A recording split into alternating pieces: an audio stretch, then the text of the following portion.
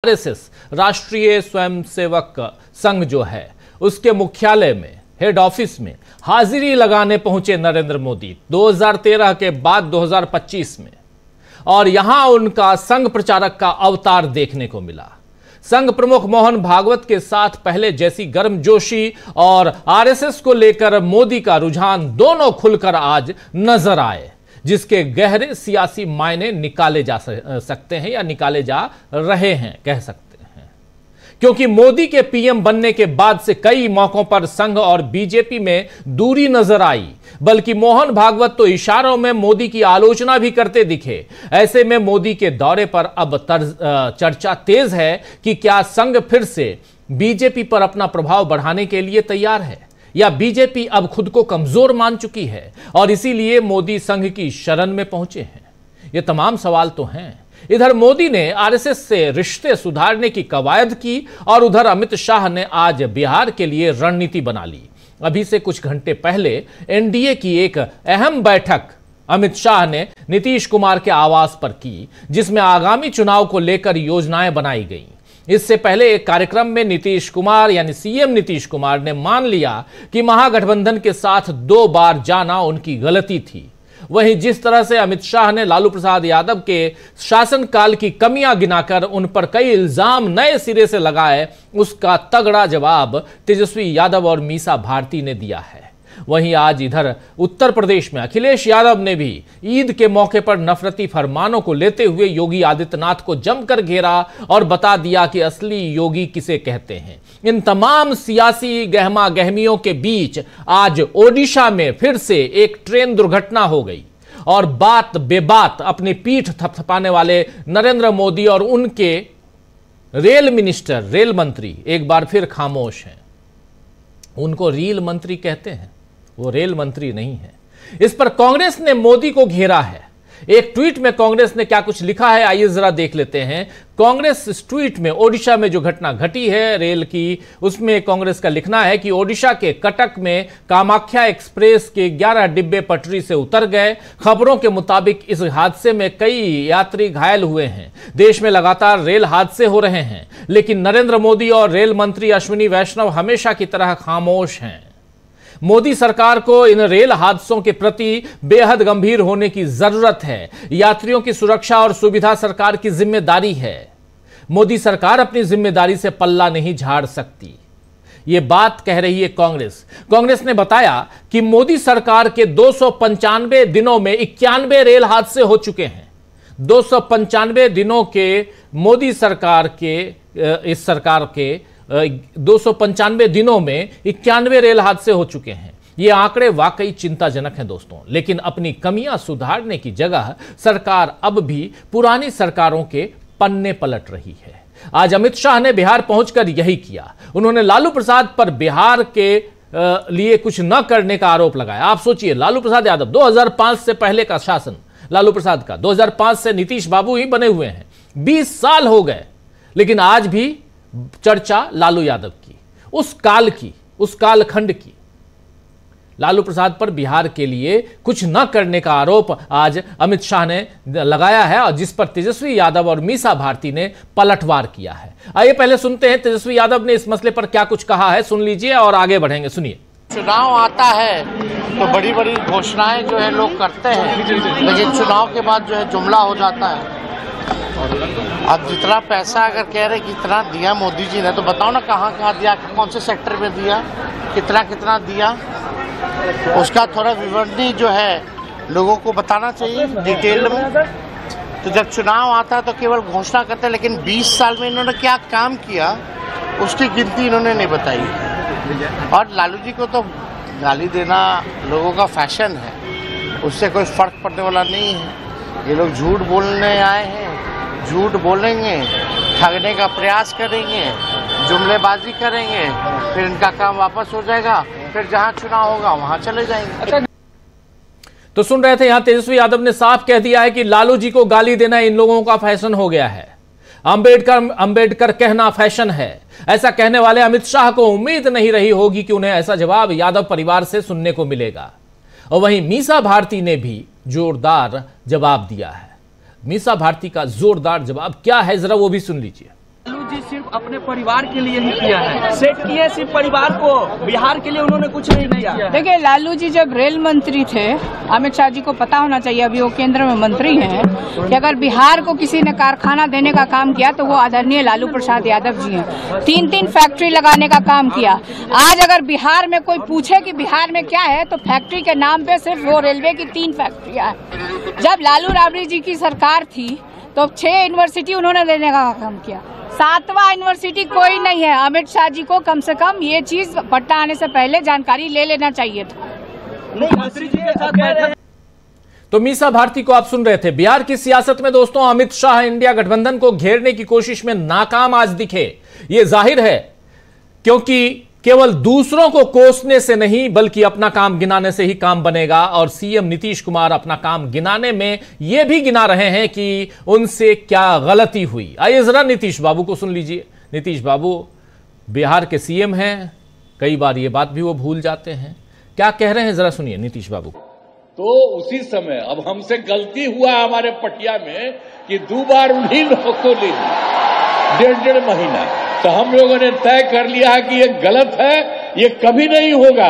और शुरू से, और हमको मुख्यमंत्री कौन बताए, श्रद्धेय अटल बिहारी वाजपेयी जी ने मुझको बनाया था, तो हम कैसे भूल सकते हैं। और एक एक तरह से उन्होंने काम किया, जो कभी बीच में गड़बड़ उन लोग किया, कभी कुछ नहीं। तो हम ही लोगों के पटिया में कुछ लोग इधर उधर कर दिया था। तो सुन रहे थे यहां नीतीश बाबू ने बता दिया कि महागठबंधन में जाना उनकी गलती थी, बीच में भूल हो गई थी, कह रहे हैं, और अटल जी के कारण ही वो सीएम बने। अटल बाबू का नाम तो अभी बीजेपी के एक नेता ने, उप मुख्यमंत्री ने लिया था, कि वो कह रहे थे कि अटल बाबू का सपना था, अटल बिहारी वाजपेयी का सपना था कि बीजेपी का मुख्यमंत्री बने। क्या इस बात से डर गए हैं नीतीश बाबू?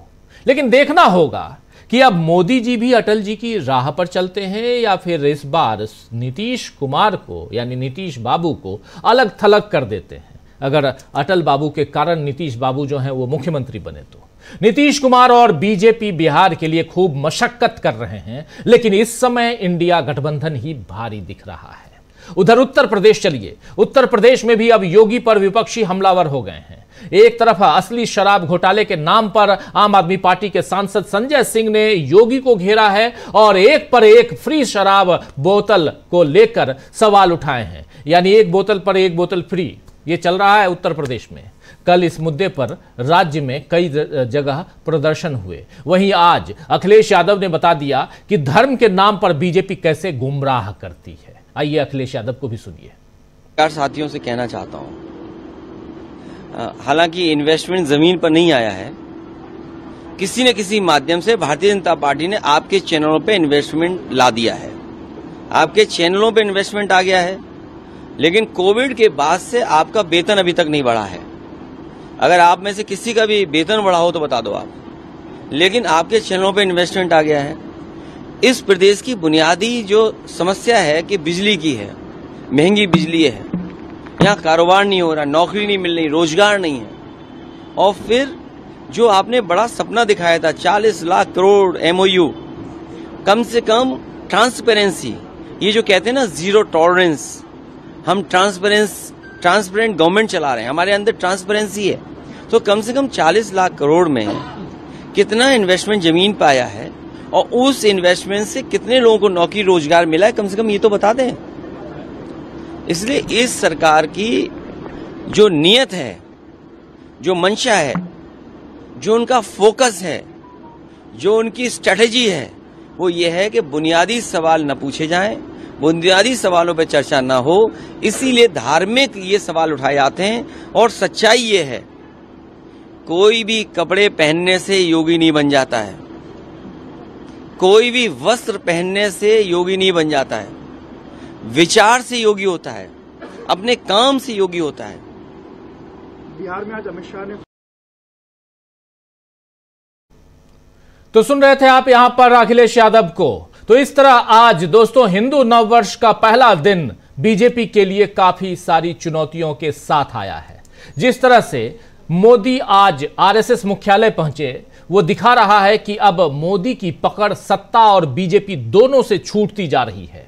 वैसे मोहन भागवत ने मोदी का अच्छा सत्कार किया और हिंदू नववर्ष की शुरुआत के मौके पर मोदी के दौरे को शुभ योग बताया है मोहन भागवत ने।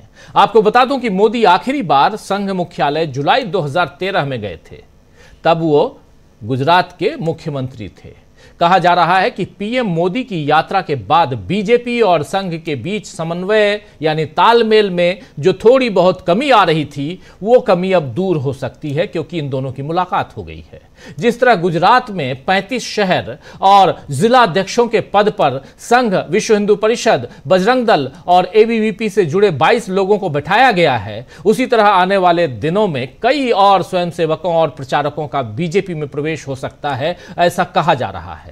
यानी शताब्दी वर्ष में संघ ने अपनी राजनीतिक मजबूती की योजना बना ली है, लेकिन क्या इसमें मोदी की कमजोरी जाहिर हो रही है? यह एक बड़ा सवाल है, क्योंकि मोदी मतलब बीजेपी, लेकिन संघ का प्रचारक मतलब नरेंद्र मोदी, और दोनों के बीच अगर तालमेल है तो फिर जो गुजरात में हुआ वही हाल पूरे देश में होगा क्या? और ऐसे में बीजेपी के जो असली कार्यकर्ता हैं उनका क्या होगा? आज सियासत की इन्हीं हलचलों पर चर्चा करेंगे हम और समझने की कोशिश करेंगे कि आखिर नागपुर से पटना तक जो हलचल तेज हुई है उसमें मोदी और शाह को क्यों सताने लगा है डर? क्या ये डर आने वाले चुनावों में हार का है? क्या ये डर अपनी पार्टी के खत्म होने का है?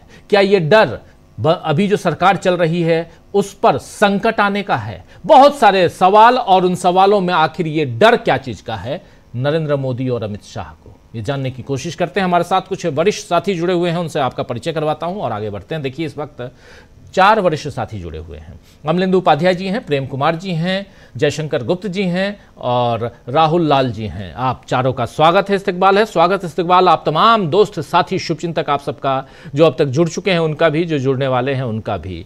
सीधे प्रेम कुमार जी आपके पास ही आना चाहता हूं। पटना से नागपुर तक या नागपुर से पटना तक सियासी हलचल तेज, और उन सब में नरेंद्र मोदी, और खासकर जब नागपुर की बात हम करें तो नरेंद्र मोदी और मोहन भागवत की मुलाकात 2013 जुलाई 2013 के बाद, प्रधानमंत्री बनने के बाद देश के आज़ाद भारत के इतिहास में कोई पहला प्रधानमंत्री की कुर्सी पर विराजमान जो संघ मुख्यालय पहुंचा, रिकॉर्डधारी नरेंद्र मोदी। क्या कहेंगे? राजीव जी, देखिए, नरेंद्र मोदी स्ट्रेस में है, दबाव में है, और स्ट्रेस और दबाव से निकलने के लिए वो सब कुछ कर सकते हैं। जब कभी स्ट्रेस और दबाव में नहीं होते हैं तब वो नॉन बायोलॉजिकल होते हैं, और जब स्ट्रेस और दबाव में होते हैं तो आपकी तरह, हमारी तरह आम आदमी हो जाते हैं। जब दबाव में होते हैं तो वो नीतीश कुमार, चंद्रबाबू नायडू सबके साथ झुकते हैं। दबाव में होते हैं तो फिर आरएसएस के सामने क्यों न झुके? तो आरएसएस के साथ झुकना बड़ी घटना नहीं है, 12 साल बाद झुकने की स्थिति बनी है, ये स्थिति बड़ी घटना है। झुकने वाले तो ये हैं ही, ये तो माफी मांगने वाली टीम के लोग हैं, ये तो कहीं पैर भी छुएंगे, अभी अब कुछ भी कर सकते हैं। जरूरत पड़ती है तो सदुद्दीन ओवैसी की भी मदद लेते हैं, जरूरत पड़ती है तो भाई अतीत में भी हमने देखा है कि मुस्लिम लीग के साथ सरकारें भी बना चुके हैं, वो सब कुछ कर सकते हैं। तो इसलिए नरेंद्र मोदी का झुकना बहुत लोगों के लिए आश्चर्य की बात होगी, लेकिन मैं समझता हूं कि आश्चर्य की बात नहीं है। परिस्थिति ने उनको वहां जाने के लिए मजबूर किया है, और परिस्थिति बनेगी तो कहते हैं कि कुछ भी कर सकते हैं, वो कुछ भी करने वाला एलिमेंट है।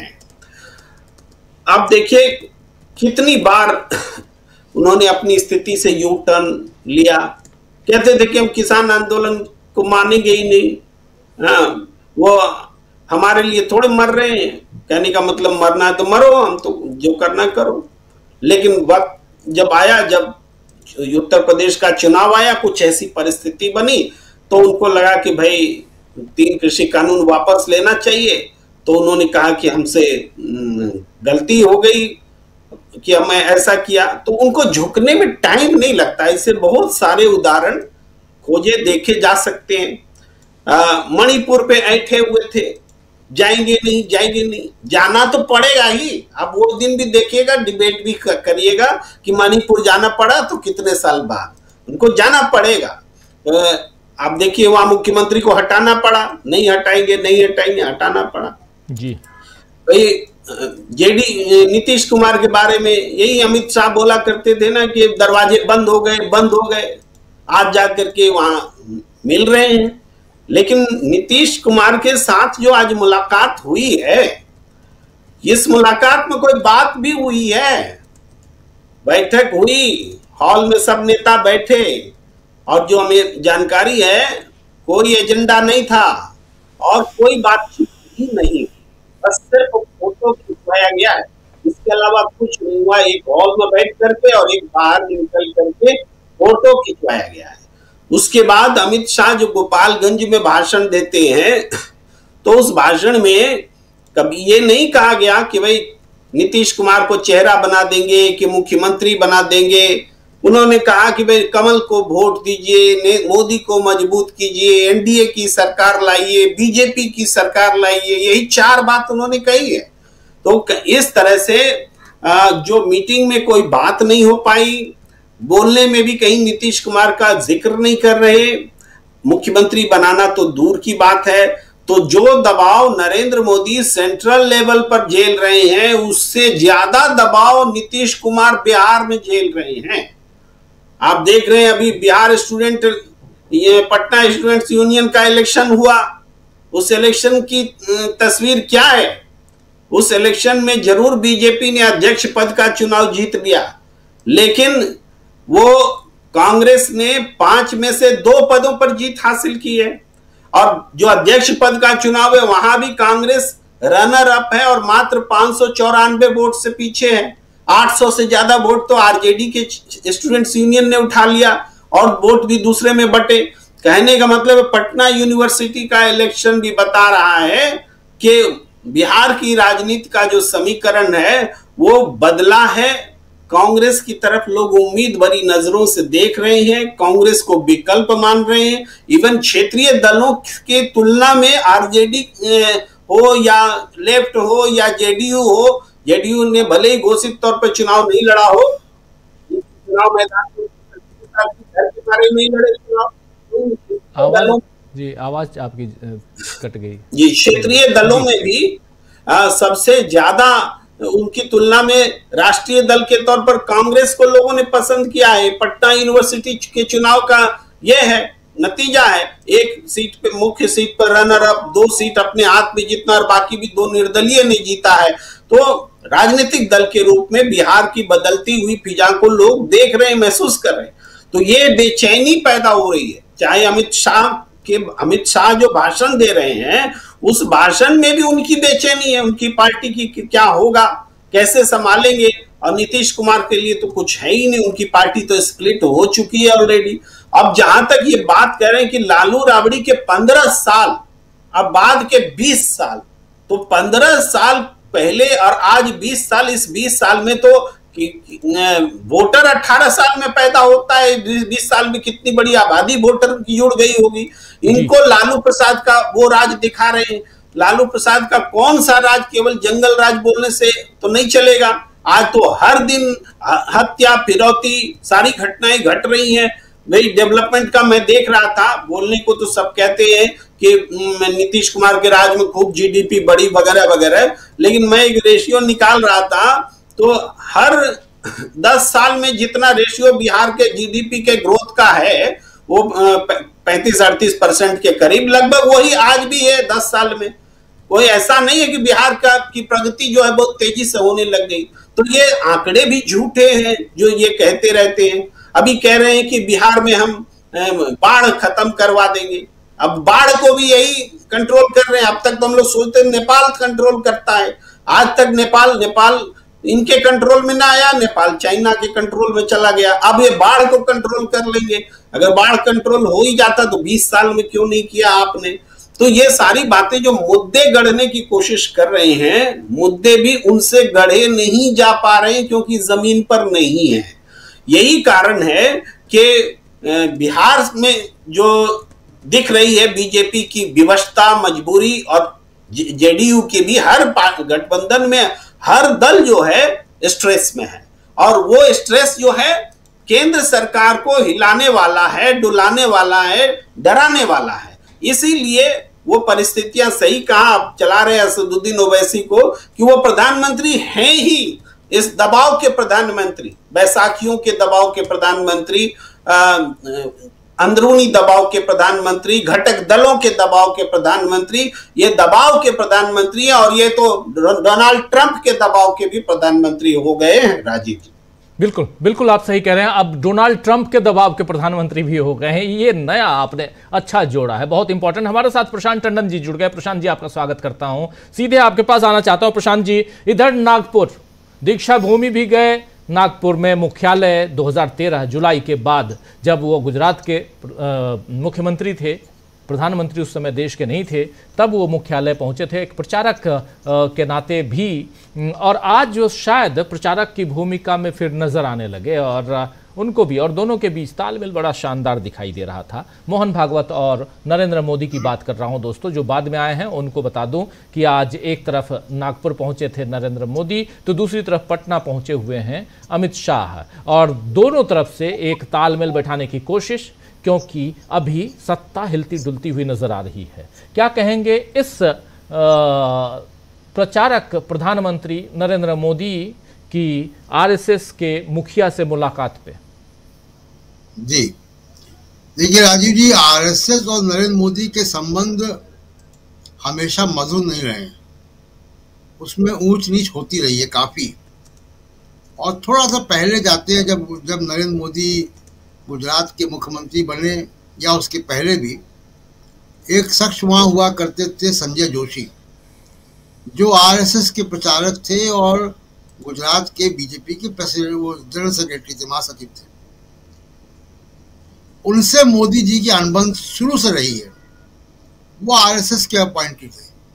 बात यहाँ तक पहुंची कि 2013 में मोदी साहब ने मुंबई की बीजेपी की नेशनल एग्जीक्यूटिव का बायकॉट कर दिया, और नितिन गडकरी पर दबाव बनाया कि संजय जोशी को बीजेपी से निष्कासित करो, तभी मैं मुंबई आऊँगा। गडकरी के करीबी माने जाते हैं संजय जोशी जी। और उसके बाद संजय जोशी को हटाना पड़ा, और तब नरेंद्र मोदी वहाँ गए। तो संजय जोशी आरएसएस के अपॉइंटेड थे, तो मोदी और आरएसएस के बीच में काफी घर्षण रहा है शुरू से। तो आज की जो बैठक है जो हुई वहां पे, उसमें कुछ चीजें देखिए, ऐसा नहीं हो कल सुबह की हेडलाइन में कुछ ये छप जाएंगी। ये एक प्रोसेस की शुरुआत है, और वो प्रोसेस की शुरुआत थोड़ा लंबी चलेगी, क्योंकि बहुत सारा उसमें जो डिसीजन मेकिंग फ्रेमवर्क है बीजेपी का, सरकार का, आरएसएस और बीजेपी का, ये सब चीज़ें बड़ी उलझी हुई चीज़ें हैं। और इसमें कुछ फैसले ज़रूर वहाँ हुए हैं जिसकी हम लोगों को आगे आने वाले दिनों में उसकी परिणति, उसकी इम्प्लीमेंटेशन दिखाई देगा। जिस बात की बहुत चर्चा थी कि बीजेपी के प्रेसिडेंट का क्या होगा, कौन बनेगा बीजेपी का प्रेसिडेंट, इस पे भी हम लोग देखेंगे कि क्या रजामंदी हुई है।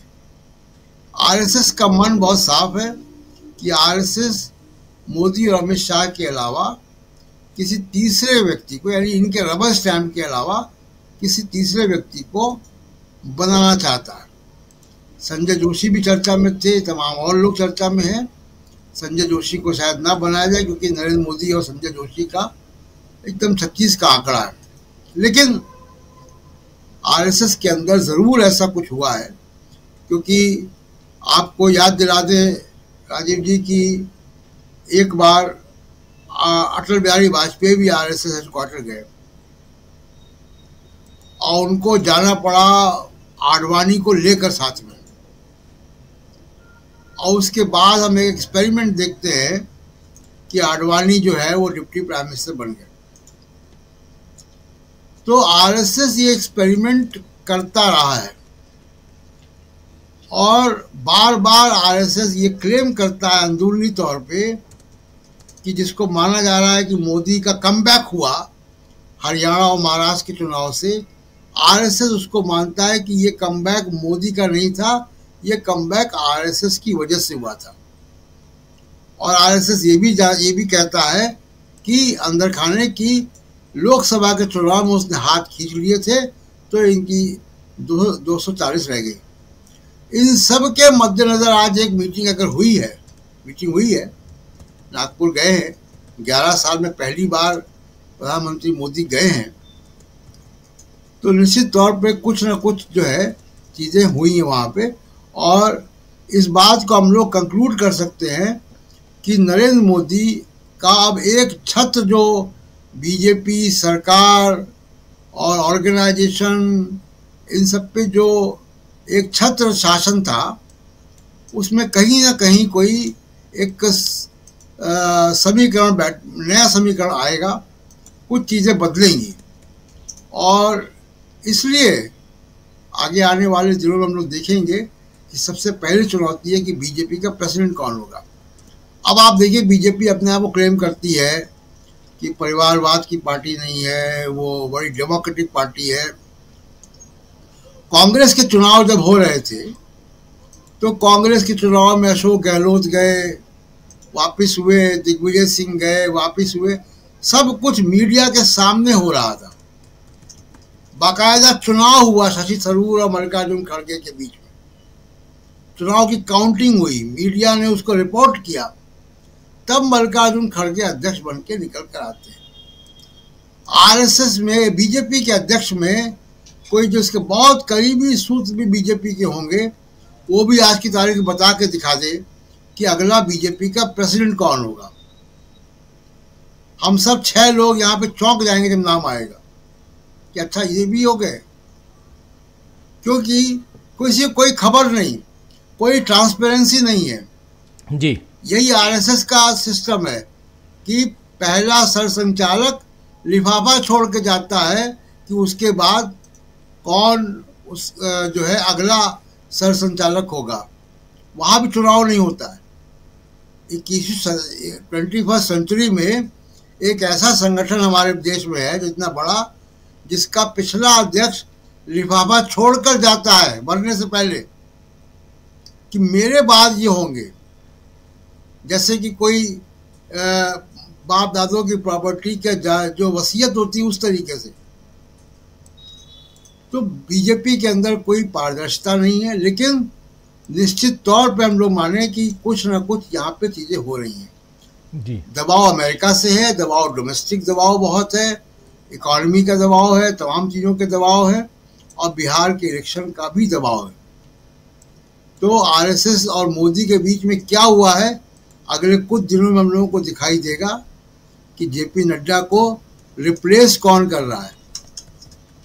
रिप्लेस इसलिए मैं कह रहा हूँ कि जेपी नड्डा नहीं रहेंगे, ये आरएसएस तय कर चुका है कि इनको एक और एक्सटेंशन नहीं दिया जाएगा।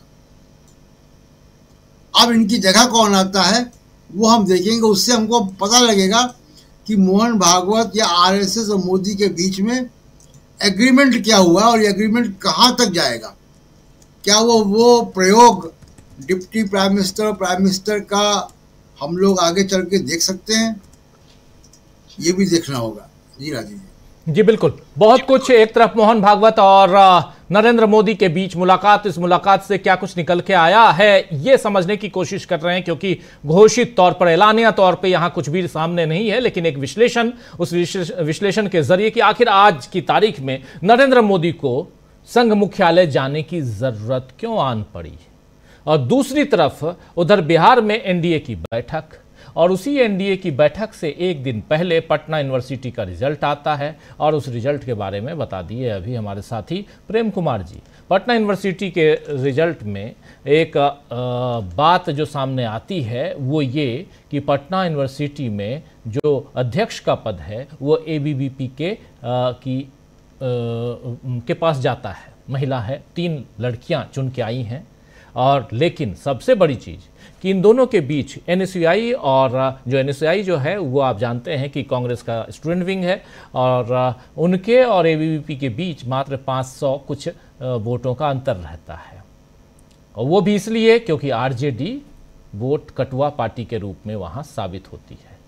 लेकिन दूसरी तरफ देखा जाए तो इन 5 प्रमुख सीटें वहाँ पर जिसके लिए चुनाव हुआ, उसमें से सिर्फ एक एबीवीपी के पास, यानी एनडीए का सुपड़ा साफ है वहां पे, एक को छोड़ के, अध्यक्ष पद को छोड़ के। वो भी अगर आरजेडी साथ में चुनाव लड़ लेता है तो कांग्रेस के साथ में, या ये महागठबंधन जैसे उधर हैं वैसे लड़ लेते, तो वहां बिल्कुल सुपड़ा साफ हो जाता।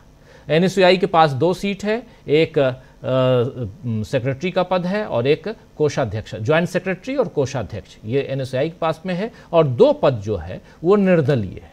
ये पटना यूनिवर्सिटी की बात मैं बता रहा हूं, लेकिन पटना यूनिवर्सिटी का जिक्र इसलिए कर रहा हूं क्योंकि ये चुनाव का साल है, और ऐसे में एक सबसे बड़ी यूनिवर्सिटी बिहार की, जिसके बारे में लगातार डिमांड है कि इस यूनिवर्सिटी को केंद्रीय यूनिवर्सिटी का दर्जा दिया जाए, जो आज तक नीतीश बाबू नहीं करवा पाए। लेकिन अगर करवा लिए होंगे तो आप लोग बताइएगा, अगर मुझे तो ध्यान नहीं है करवा पाए हैं, वो दर्जा नहीं दिलवा पाए। लेकिन सबसे बड़ी चीज कि इसी साल बिहार में चुनाव है, और ऐसे में सारे एनडीए के नेताओं को आप एकजुट तो कर लिए, लेकिन नीतीश बाबू की जो हरकत है, क्या उसको आप अपने पाले में लेके आप आए हैं? ये सारी चीजें समझने की कोशिश कर रहे हैं हम। जरा जल्दी से जयशंकर जी आपके पास आना चाहता हूं। बहुत नजदीक से आप लखनऊ को भी जानते हैं, बहुत नजदीक से पटना को भी जानते हैं, दोनों की सियासत को, और आज दोनों शहर चर्चा में है। आपकी प्रतिक्रिया नागपुर से पटना तक। नागपुर, देखिए, नरेंद्र मोदी राष्ट्रीय स्वयंसेवक संघ के प्रचारक रहे हैं और इससे कभी वो इनकार भी नहीं करते हैं। और आरएसएस और उनके बीच अलग अलग ढंग के रिश्ते हैं। वो कभी थोड़ा सा मनमुटाव जैसी बातें भी आ जाती हैं मीडिया में, और कभी लगता है कि दोनों में दाल काटी दोस्ती है। लेकिन सच यही है, उसमें कोई किसी से अलग नहीं है। उन लोगों का सोच के लेवल पर भी थोड़ा बहुत चलता है रणनीतिक मामलों में। वो तो अटल बिहारी वाजपेयी जी भी जब रहते थे प्रधानमंत्री, तब भी ये होता था। और संघ के लोग, हमको याद अच्छी तरह से है कि जब स्वदेशी जागरण मंच के लोग अभियान चलाते स्वदेशी स्वदेशी, और अटल जी जो है पीएसयूज को बेच करके किसी निजीकरण कर देते थे, किसी निजी कंपनी के हाथ में दे देते थे। ये लोग पहुंचते थे दत्तोपंत ठेंगड़ी और ये सारे लोग पीएमओ, और अपना थोड़ा गुस्सा दिखाते थे। तो अटल जी कहते थे, भाई असली बात जो है वो बताइए, फाइल लाइए क्या है जी। वो फाइल बढ़ जाती थी आगे, उस पर वो कहा ठीक है हो जाएगा। तो उनके कुछ काम हो जाते थे, लौट के चले आते थे लोग। तो इस तरह की बातें चलती रही हैं, उसमें ऐसा कुछ नहीं है। असल बात यह है कि राष्ट्रीय स्वयंसेवक संघ भी इस बात को लेकर के थोड़ी परेशानी में तो जरूर है कि चूंकि जो कसौटी नरेंद्र मोदी ने उनके जरिए बनवाई थी, आरएसएस के जरिए बनाई थी कि भाई 70-75 साल के बाद आपको सक्रिय राजनीति से हट जाना चाहिए, तो वो 75 साल तो इस बार मोदी जी का पूरा हो रहा है, इसी साल में पूरा हो रहा है। तो अगर उसी कसौटी पे अमल किया जाए तो कायदे से तो मोदी जी को प्रधानमंत्री नहीं रहना चाहिए। लेकिन जो उनकी प्रवृत्ति है उसको देखते हुए ऐसा भी नहीं लगता कि वो इसको छोड़ देंगे, इतनी आसानी से छोड़ देंगे। और जो जेपी नड्डा के उत्तराधिकारी की बात है, ये तो हमको लगता है कि 1.5 साल से पहले से हम लोग सुनते हुए आ रहे हैं, लगातार सुनते हुए आ रहे हैं कि अब बदलेंगे अब बदलेंगे। तो अरे नहीं साहब, वो फलाना चुनाव हो रहा है, उस चुनाव के मद्देनजर अभी नहीं हटाएंगे। अच्छा साहब, वो 2024 का लोकसभा का चुनाव है, इसलिए नहीं उनको, उनकी जगह पे कोई और किसी को नहीं चुनेंगे, फिर और कोई ना कोई चुनाव। इस तरह से वो लगातार कंटिन्यू करते जा रहे हैं। और ये सही है कि जब उन्होंने अध्यक्ष रहते हुए कह दिया था कि साहब वो अब हम इस हालत में आज पहुंच गए हैं कि हमको आरएसएस के बहुत की जरूरत नहीं है, तो इसका तो बुरा जरूर माना था आरएसएस के लोगों ने, इसमें कहीं कोई दो राय नहीं है। क्योंकि छोटे से स्वयंसेवक से लेकर के बहुत बड़े नेता तक सब मानते हैं कि भाई आरएसएस है तो बीजेपी है, अब आरएसएस नहीं तो फिर बीजेपी का अस्तित्व क्या है। आज चाह करके भी अगर नरेंद्र मोदी चाहें भी तो अपनी अलग पार्टी खड़ा करके नहीं बना सकते हैं, या अमित शाह और नरेंद्र मोदी मिलकर के अपनी कोई अलग पार्टी बना लें और एग्जिस्टेंस में रहे और सत्तारूढ़ भी हो जाए, ऐसा संभव नहीं है। और दूसरी बात यह है कि जो ये आरएसएस वालों की बड़ी आदत रही है शुरू से ही, जब चुनाव हार जाती है उनकी पार्टी भारतीय जनता पार्टी, तो कहते हैं कि हमारे स्वयंसेवक और प्रचारक उदासीन हो गए थे इसलिए ये चुनाव हार गए। अरे भाई, कभी उदासीन उससे नहीं होते हैं, हर बार काम करते हैं, लेकिन जब लहर आपके खिलाफ हो जाती है, वो तो विपक्ष की नालायकी कह सकते हैं कहीं कहीं किसी लेवल पे, नहीं तो आप तो 240 के, हमको लगता है 200 पार करना भी आपके लिए बड़ा मुश्किल हो जाता है। लेकिन चलो ठीक है, 240 मिल गया। लेकिन इसमें ये कहना एकदम गलत है। आरएसएस के लोगों ने पूरी तरह से पूरी ताकत के साथ काम किया था, लोगों ने सुना नहीं था। लोगों को लगा ये कि भैया ये आ जाएंगे सब, अगर 300-400 सीट लेकर के तो संविधान बदल देंगे, हमको जो बराबरी का दर्जा मिला हुआ है, समानता का अधिकार मिला हुआ है, बाबा साहब अम्बेडकर ने जो हमको दिया है, वो सब ये सब खत्म कर देंगे। तो वो जो टकराहट होगी, आप सोचिए ना कि भाई राम मंदिर का इशू फेल कर गया, जो राम को लाए हैं हम उनको लाएंगे, अयोध्या वालों ने कहा कि नहीं हम संविधान बचाएंगे। उसके अगल बगल की सारी सीटों पे लोगों ने कहा कि नहीं साहब, हम राम जी तो ठीक है अपनी जगह हैं, लेकिन हम संविधान बचाएंगे। तो इसलिए हारे वो, ऐसा इसलिए उनकी सीटें कम हुई। उसमें आरएसएस का कोई योगदान नहीं है। आरएसएस हर बार तैयारी करता है और करता है। दूसरी बात जो है, आपने जैसे बिहार के बारे में कही है, तो नीतीश कुमार के किस बयान पर भरोसा किया जाए। नीतीश कुमार का यह है कि जब भी वो पाला बदलते हैं तो यही कहते हैं कि पिछला पड़ाव उनका गलत था, वो फैसला गलत था और अब फिर वो गलती नहीं करेंगे। हमको तो याद है विधानसभा में उन्होंने कहा था कि भाई मर जाऊंगा, मिट जाऊंगा, लेकिन अब फिर कभी भाजपा के साथ हाथ नहीं मिलाऊंगा। तो अब उसको माने या इसको माने, तो कब क्या कर देंगे, कब क्या बोल जाएंगे, इसका किसी को भरोसा नहीं है। दूसरी बात यह है कि भाजपा को शर्मिंदगी अगर है तो पता नहीं है कि नहीं है, उनको शर्म वर्म तो आती नहीं है। उनको बताना चाहिए कि भाई 20 साल से लगातार वो और नीतीश कुमार मिलकर सरकार चला रहे हैं, 1 या 2 सालों को छोड़ दिया जाता। मतलब जो 2015 में जीत के आए थे नीतीश कुमार महागठबंधन के जरिए, या फिर बाद में जब उन्होंने पाला बदल करके एक बार फिर से वो चले गए थे, तो उसको छोड़ दिया जाए 2-3 वर्षों को, तो लगातार बीजेपी और जनता दल यू मिलकर सरकार बनाती रही, चलाती रही है। तो बिहार में विकास क्यों नहीं हुआ? आज आप कह रहे हैं विकसित बिहार बनाएंगे, तो इसका मतलब कि आप पिछड़ा बिहार बनाने में लगे हुए थे 17-18 साल से। और दूसरी बात यह है कि नीतीश कुमार इस तरह की भाषा बोलेंगे, वो एहसान फरामोश वाली भाषा है कि अटल जी ने हमको प्रधानमंत्री बनाया था। ठीक है, अटल जी ने बनवाया था, कहा होगा, लेकिन 2014 का जो चुनाव लड़े आप, जनता दल यू बीजेपी से अलग होकर लड़ी थी, आपकी पार्टी 2 सीटों पे सिमट गई थी। और उस समय आप लालू प्रसाद यादव के घर गए थे, दरवाजे पे गए थे, रोए थे, गिड़गिड़ाए थे। उसके बाद तीनों मिलकर के चुनाव लड़े और आपको मुख्यमंत्री बनाया था लालू प्रसाद यादव ने। लालू प्रसाद चाहते तो उनका कोई आदमी मुख्यमंत्री बनता, लेकिन उन्होंने बनवाया। दूसरी बार भी जब हुआ महागठबंधन की सरकार बनी जिसको आप मुख्यमंत्री बने, उस समय भी आपकी सीटें बहुत कम थी, लेकिन उन्होंने माना ठीक है, चलो ठीक है, पुराना मित्र है, पुराना यह कर बना गया। तो आप अटल जी याद आते हैं, लालू प्रसाद आपको याद नहीं आते हैं, ये बात तो सोची नहीं जा सकती है। लेकिन अब है चूंकि राजनीति का यही सगल है, राजनीति में जो उपयोगी होता है वो बातें उनको याद आती हैं, बाकी तो सिलेक्टिव उसके बीमारी के शिकार हैं, इसलिए तो है ही, उसमें कोई दो राय नहीं है। तीसरी बात जो है रेल दुर्घटना के बारे में जो आपने कही, हमको लगता है कि आज़ादी के बाद इतना नालायक और नाकारा रेल मंत्री कभी देश को मिला नहीं। जितना रेल भाड़ा इस रिजीम में बढ़ा है 11 सालों में, 10-11 सालों में, और जितनी रेल दुर्घटनाएं इस दौरान हुई हैं वो शायद इतिहास में कभी नहीं हुई होंगी। एक बार भी इस आदमी ने कभी जिम्मेदारी नहीं ली कि हाँ भाई रेल मंत्रालय की भी गलती है। उड़ीसा में ही इसके पहले कितनी बड़ी दुर्घटना हो गई थी, लेकिन एक बार भी कभी नहीं कहा कि नहीं साहब हमारे रेल कर्मियों की गलती है या रेल दुर्घटनाएं हो रही हैं, इस पर हम रोक लगाएंगे, कभी नहीं। बस आ रही तो होती रही है, पहले भी होती रही है, पहले होती रही है तो लोग इस्तीफा दे देते थे। लाल बहादुर शास्त्री ने त्यागपत्र दे दिया था, नीतीश कुमार ने भी त्यागपत्र दे दिया था। और जब लालू प्रसाद रेल मंत्री थे तो शायद पहली बार था कि रेलवे मुनाफे में चला था और रेल परियोजनाएं बहुत सारी बनी थी, बहुत सारी नई नई रेलगाड़ियां चली थी। आपके समय में क्या है, वो वंदे भारत को छोड़ करके और एक बुलेट ट्रेन जिसमें 1 लाख करोड़ रुपए खर्च करके सिर्फ अहमदाबाद से मुंबई की दूरी नापी जा रही है, तो सारा रेलवे का पैसा जो है, संसाधन जो है, वो सिर्फ एक राज्य के एक शहर से दूसरे राज्य के दूसरे शहर को जोड़ने में किया जा रहा है। कितना 200-400 किलोमीटर की बात होगी, उस पर पूरा का पूरा संसाधन झोंका जा रहा है। और रेल सुविधाएं नगण्य हो रही हैं, रेल दुर्घटनाएं बढ़ रही हैं, रेलवे स्टेशन पे जगह नहीं है। आपकी प्लेटफार्म बदलने की गलत सूचनाओं के चलते भगदड़ में लोग मरे जा रहे हैं, लेकिन आपको किसी बात की चिंता नहीं है कभी, क्योंकि कभी रेलवे पर कोई चर्चा भी नहीं हो रही है ना। दिक्कत ये कि पार्लियामेंट में जब कभी आएगा तो आप उस पर चर्चा नहीं होने देंगे। तो इस तरह की चीजें हैं, मगर धीरे धीरे हाथ से तो निकल रहा है, इसमें कहीं दो राय नहीं है। समस्याएं अपनी जगह पहले ही मुंह बाए खड़ी हैं, बेरोजगारी है, महंगाई है, वो सारी समस्याएं खड़ी हुई हैं। तो मोदी जी थोड़ा सा परेशान तो जरूर हैं। अब उनको लगता है कि अब कैसे क्या करा जाए। तो हो सकता है कि एक कार्यक्रम तो था ही, पहले से तय हुआ था, RSS मुख्यालय में भी कार्यक्रम था, उसमें जाना ही था।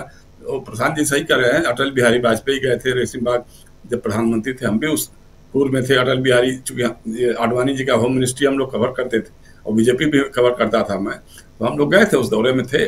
उस समय जो उनका हाल था रेसिंग बाग का, वहाँ जो छोटे छोटे अंधेरे से कमरे में बैठे हुए प्रचारक बूढ़े से बुजुर्ग लोग, वो बताते थे हम भी अटल जी का काम करते थे। और वो दृश्य और आज का दृश्य आप जा करके देखिए, आज 5 स्टार होटल बन गया है, चाहे वो नागपुर का मुख्यालय हो चाहे दिल्ली का हो। दिल्ली में अगर बीजेपी का मुख्यालय 7 सितारा हो गया है तो 5 सितारा झंडेवालान का RSS का मुख्यालय भी हो गया है। और पहले प्रचारक चलते थे बसों में और रेलगाड़ियों में, वो भी सेकेंड क्लास स्लीपर में या 3 AC में चलते थे। आज वो हवाई जहाज के एक क्लास में चलते हैं, एक छोटी क्लास में चलते हैं। तो ये फर्क आया है सोच में, तो कहीं ना कहीं इस ढंग से। अच्छा, इसकी शुरुआत चूंकि नितिन गडकरी जब हुए थे अध्यक्ष, तो उन्होंने ही कर दी थी कि सुविधा संपन्न करो भाई, हमारे प्रचारक जी भी क्यों इस तरह से चलेंगे। पहले होता था कि साहब प्रचारक जी के क्या 3 ही काम, भोजन, बैठक और विश्राम। तो लेकिन अब उसे बदल करके मामला कुछ और हो गया है। तो इसलिए वो सब चीजें एक साथ चल रही हैं, अब उसमें देखा जाए। लेकिन यह है कि बिहार का जो चुनाव का रिजल्ट आएगा, जब भी चुनाव होगा, वो इस देश की राजनीति को प्रभावित करेगा, इसमें कहीं कोई दो राय नहीं है। दूसरा यह है कि जैसे पटना यूनिवर्सिटी की बात आप कर रहे थे, जिस तरह से विपक्ष ने यह चुनाव लड़ा है, कोई गलत संदेश दे रहा है। RJD और कांग्रेस मिलकर के अगर चुनाव लड़ते, और CPI-ML के लोग भी, पता नहीं आयशा के लोग भी लड़े होंगे वहां पर, आपको लगता है अगर तीनों मिलकर लड़े होते तो क्या मैसेज जाता। तो एक सबक भी है कि विधानसभा का चुनाव जो आने वाला है, उस विधानसभा के चुनाव की साथ मिलकर लड़िए, ये सबक है। हाँ, साथ मिलकर लड़िए। संदेश ये है कि आप साथ मिलकर लड़िए और ईमानदारी के साथ लड़िए। ऐसा नहीं कि मतलब वो जीत जाएगा तो हमारी क्या हालत होगी और हम जीत जाएंगे तो उसकी क्या हालत होगी, ये सोचे बगैर कौन हरा सकता है इस भ्रष्ट और सांप्रदायिक गठबंधन को। इस बिना पे आपकी एकता बननी चाहिए, एकजुटता बननी चाहिए, और वो दिखनी भी चाहिए। जी राजीव जी, बिल्कुल बिल्कुल आप सही कह रहे हैं। कम से कम अब बिहार के चुनाव की तैयारियों में जैसे NDA जुटा हुआ है, वैसे महागठबंधन को अभी से ऐलानिया तौर पे तमाम जो कुछ सवाल हैं, कुछ ऐसी बातें जिनका उस समय विपक्ष यानी NDA इस्तेमाल कर सकता है, उन सवालों का जवाब अभी से सामने रख देना चाहिए जनता के बीच, अगर आपको ईमानदारी के साथ चुनाव लड़ना है तो। कांग्रेस पार्टी अभी 2-4 दिन पहले जब बिहार को लेकर यहां बैठक की थी दिल्ली में, तो उसने साफ साफ कहा था कि हम महागठबंधन के साथ ही लड़ेंगे। तो ये भी बता दीजिए कि महागठबंधन का नेता कौन होगा, यानी मुख्यमंत्री कौन होगा, ये भी बता दें, अभी से क्लियर रखें तो ज़्यादा अच्छा है। लेकिन चलिए, बात इधर महागठबंधन की हो या NDA की हो या बिहार चुनाव की हो, लेकिन उससे पहले इधर अमित शाह पटना पहुंचते हैं, तो उधर नरेंद्र मोदी पहुंचते हैं 2013 के बाद 2025 में पहली बार पहुंचते हैं वो संघ मुख्यालय, और वहाँ से जो पैगाम देने की कोशिश करते हैं वो एक कार्यक्रमों के ज़रिए वो कर रहे हैं। लेकिन अंदर खाने क्या चल रहा है ये सब समझेंगे ज़रा राहुल लाल जी से। और राहुल लाल जी, ज़रा आपसे समझूं कि क्या आपको लगता है कि ये जो नरेंद्र मोदी की यात्रा है, ये यात्रा, जैसे प्रशांत टंडन जी भी बता रहे थे, प्रेम कुमार जी भी और जयशंकर गुप्त जी भी, ये यात्रा कई मायने में सियासी तौर पर बहुत इंपॉर्टेंट है, आपको भी लगता है? राजीव जी, जिस तरह से 2014 में ये प्रधानमंत्री बने और उसके बाद इनकी पहली यात्रा हो रही, जबकि अगर हम लोग मुख्यमंत्री के दरमियान में देखें तो आप सही कह रहे हैं कि 2013 में इनकी यात्रा हुई। आप देखिए तो 2012 में भी जब ये थे तो 2012 में भी यात्रा हो रही थी। तो गुजरात के मुख्यमंत्री के रूप में तो इनकी यात्राएं लगातार जो है नागपुर की जारी थी। लेकिन प्रधानमंत्री बनने के बाद नागपुर पहुंचने में इन्हें लगे 11 वर्ष। और मैं आपको डंके के चोट पे कहता हूं राजीव जी कि अगर राहुल गांधी की भारत जोड़ो यात्रा ना होती, ये 240 सीटों पे इन्हें रोक ना दिया जाता, तो आज भी ये वहां पे नागपुर नहीं पहुंचते। भले आरएसएस के 100वीं जयंती हो गई, फिर भी वो सितंबर में मनाएंगे भी ये लोग विजयादशमी के समय में, लेकिन वो जो पहुंचने की बाध्यता है वो बाध्यता है एक तरह से प्रधानमंत्री जी बिल्कुल दिखाना चाह रहे हैं कि वो फुल फॉर्म में, पूरी ताकत में है। वो अपने मंत्रिमंडल के गठन में भी उन्होंने दिखाया, लेकिन आंतरिक तौर पे वो एक गठबंधन सरकार चला रहे हैं। वैसाखी पे वो उनकी सरकार चल गई है। देखिए दबाव, वो ट्रंप के दबाव में तो छोड़ दीजिए, वो तो जो है कि मोहम्मद यूनुस के भी दबाव में है राजीव जी। वो तो बांग्लादेश के यूनुस सरकार के दबाव में भी है। बांग्लादेश को भी ढंग से जवाब देने की स्थिति में नहीं है। चीन की तो हम लोग बात ही करके थक चुके हैं। तो प्रधानमंत्री हमें लग रहा है कि जिस तरह से उनका रवैया है, चाहे वो अंतर्राष्ट्रीय मामलों को लेकर देखें, चाहे वो घरेलू पॉलिटिक्स को लेकर देखें, वो इसमें दबाव में घिरे हुए और अपनी सत्ता को बनाए रखने के लिए वो एक तरह से आरएसएस के मुख्यालय पहुंचे हैं। वो कि ये बात तो सही कही जयशंकर जी ने भी कि एक तरह से बातें ये चीज थी कि जब आरएसएस का 100वां वर्षगांठ होगा और प्रधानमंत्री जो है कि 75 साल के पूरे हो जाएंगे, वो छोड़ देंगे प्रधानमंत्री के पद को। लेकिन प्रधानमंत्री अपना पद छोड़ने वाले नहीं है, तो कैसे अपने वो अपना शक्ति संतुलन कैसे स्थापित कर सके, वो उसको स्थापित करने के लिए ये पूरी की पूरी कवायद है। अब आप सोच के देखिए कि आज जब वो पहुंचे हैं तो लगातार उन्होंने क्या लिखा है, वहां पे जाके आरएसएस मुख्यालय में उन्होंने क्या टिप्पणी लिखी है, वो दीक्षा भूमि में उन्होंने क्या टिप्पणी लिखी है। तो क्या दोनों जगह में आपस में कितना ज्यादा जो है कि टकराहट की स्थिति है। वो आरएसएस मुख्यालय भी जाते हैं, वो दीक्षा भूमि भी जाते हैं, वहां पे जाके वो अंबेडकर और संविधान को याद कर रहे हैं। लेकिन उनके पूरे कार्यकलाप में, चूंकि आरएसएस के पूरे कार्यकलाप में एक विरोधाभास की स्थिति है, तो वो कैसे संदेश दे पाएंगे। तो ये हमें लग रहा है कि जो एक उनकी कमजोरी है, और वो हमें अपने जीवन में प्रधानमंत्री के तौर पर रहते हुए जो सबसे जबरदस्त संघर्ष की स्थिति में है, दबाव की स्थिति में है, वो झेल रहे हैं। क्योंकि आरएसएस का सहयोग, ये बात से मैं सहमत हूं कि आरएसएस लगातार जो है कि वो उनको अपने स्तर से सहयोग प्रदान करता है। जनता कभी उनके बातों को सुनती है, कभी नहीं भी सुनती है। लेकिन जेपी नड्डा जी के इस बयान को हम लोग नहीं भूल सकते राजीव जी, जो उन्होंने पिछले लोकसभा चुनाव के दरमियान में बयान दिया उन्होंने था कि भाई भारतीय जनता पार्टी बहुत बड़ी हो चुकी है और अब उसे अब आरएसएस की कोई जरूरत नहीं। तो अब एक वो कॉन्फिडेंस बीजेपी में और विशेषकर मोदी जी और अमित शाह में था कि वो अब अपने बलबूते पर 2 मैन आर्मी के माध्यम से सब कुछ कर लेने में सक्षम है भारतीय राजनीति में। पिछले लोकसभा चुनाव में उनका वो दम जो है वो टूट चुका है। यही कारण है कि हम लोग देख रहे हैं कि जेपी नड्डा जी की नियुक्ति, उनके उत्तराधिकारी कौन होंगे, वो अब तक तय नहीं हो पाया। आपको याद होगा 2022 में जब भारत जोड़ो यात्रा चल रही थी, उसी दरमियान में कांग्रेस में चुनाव भी संपन्न हो गए और मल्लिकार्जुन खड़गे जो है कि कांग्रेस के राष्ट्रीय अध्यक्ष 2022 में चुन लिए गए। तब उस समय हो रहा था कि नहीं, 2022 में जेपी नड्डा जी के बारे में कहा गया कि उत्तर प्रदेश के विधानसभा के चुनाव है, तो वो मामला उस समय टला। उस समय उत्तर प्रदेश के विधानसभा चुनाव भी हो गए, 2024 के लोकसभा चुनाव भी हो गए, उनका एक्सटेंशन लगातार चल ही रहा है। और उस एक्सटेंशन के पीछे का पूरा मामला आरएसएस और बीजेपी के बीच में कहीं कहीं तालमेल का कमी होना था। तो उन सब स्थितियों के बीच में एक दबाव की स्थिति है। लेकिन जो रोचक मामला है यहां पे कि प्रधानमंत्री मोदी अपने आप को किस तरह से तैयार करेंगे। और दूसरी चीज, जो गोपालगंज में भाषण दिया राजीव जी, अमित शाह जी ने, मतलब बीजेपी के लिए हमें लगता है कि बिहार के चुनाव में कंटेंट की कमी होगी। क्योंकि अगर एक तरह से 2005 से मुख्यमंत्री नीतीश कुमार बिहार में, 1990 से 2005 के दरमियान में जो है कि लालू राबड़ी के हाथ में बिहार की कमान गई। तो अब इस स्थिति में यह चीज कहना कि नहीं हमें फिर से दोबारा सत्ता में लाइए, तो लालू यादव जी के जमाने में जो चीनी के मिलें बंद हो रही थी, उन चीनी के मिलों को हम अब खुलवाएंगे, दोबारा सत्ता में लाइएगा।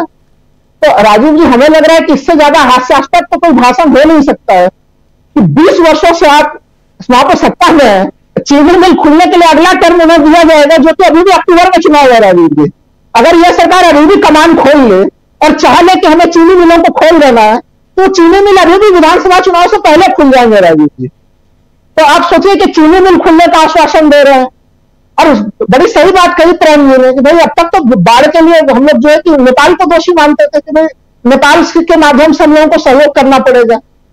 और अब यह डंके के चोट पर आश्वासन दे रहे हैं कि भाई बाढ़ हम कंट्रोल कर लेंगे हम। तो भाई आप तो अगर आप बाढ़ को कंट्रोल करेंगे तो क्या आपके विदेश नीति में आप नेपाल के ऊपर आपका कोई प्रभाव दिखाई देता है कि नहीं दिखाई देता है? हम लोगों को तो प्रभाव दिखाई नहीं दे रहा है। नेपाल के ऊपर प्रभाव हम लोगों को चीन का दिखाई दे रहा है, भूटान के ऊपर प्रभाव हम लोगों को चीन का दिखाई दे रहा है। तो ये जो चीजें हैं कि इनके पास कंटेंट की कमी है कि हर तरफ 2014 से केंद्र में सत्ता में है, अधिकांश जगह पे डबल इंजन की सरकार राजीव जी ये चला रहे हैं, और अभी भी इनको भाषण में गाली देने के लिए इनको चाहिए विपक्ष के लोग। अपने 20 साल के कार्यकाल नहीं देखेंगे, अपने केंद्र के 11 साल का कार्यकाल नहीं देखेंगे। और मैं आपको कह सकता हूं कि जो 2020 के जो विधानसभा चुनाव की जो परिस्थितियां थी बिहार में और जो 2025 में परिस्थितियां हैं तो बिल्कुल अलग है। और मैं सहमत हूं इस चीज से कि पटना यूनिवर्सिटी के इलेक्शंस में उसकी झलक दिखी है हम लोगों को।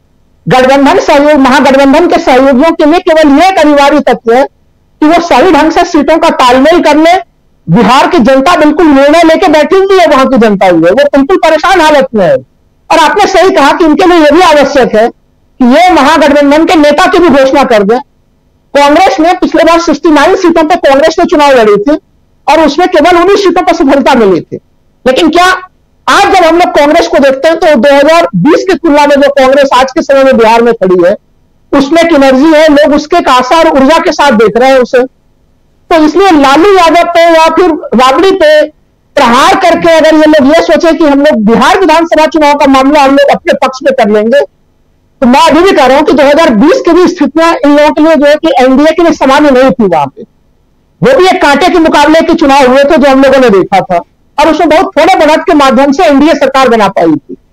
इस बार की परिस्थितियां, जमीनी स्थितियां, अगर इन्हें मुद्दे पे विपक्ष को घेरने वाले मुख्य मुद्दे इन्हें नहीं मिल पा रहे हैं। तेजस्वी यादव ने जो एक छवि बनाई कि उन्होंने छोटे से कार्यकाल में बीपीएससी की तमाम वहां पर शिक्षक नियुक्त हुए, उसमें कोई भ्रष्टाचार के आरोप नहीं लगे। आज बिहार में छात्र आंदोलन काफी जबरदस्त तेजी पे है। बीपीएससी के नाम पर वो आंदोलन शुरू हुआ था राजीव जी, वो आंदोलन काफी व्यापक और बृहत्तर स्वरूप ले चुका है वो, और वो आंदोलन बिहार के जातीय सीमा को तोड़ने वाला भी आंदोलन है राजीव जी।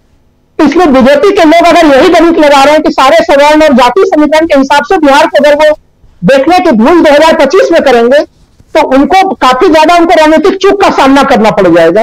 तो बिहार की परिस्थिति अलग है, वहां से भी मोदी जी को बड़ा जबरदस्त एक तरह से वो दबाव में है, मैं सहमत हूं इस चीज से।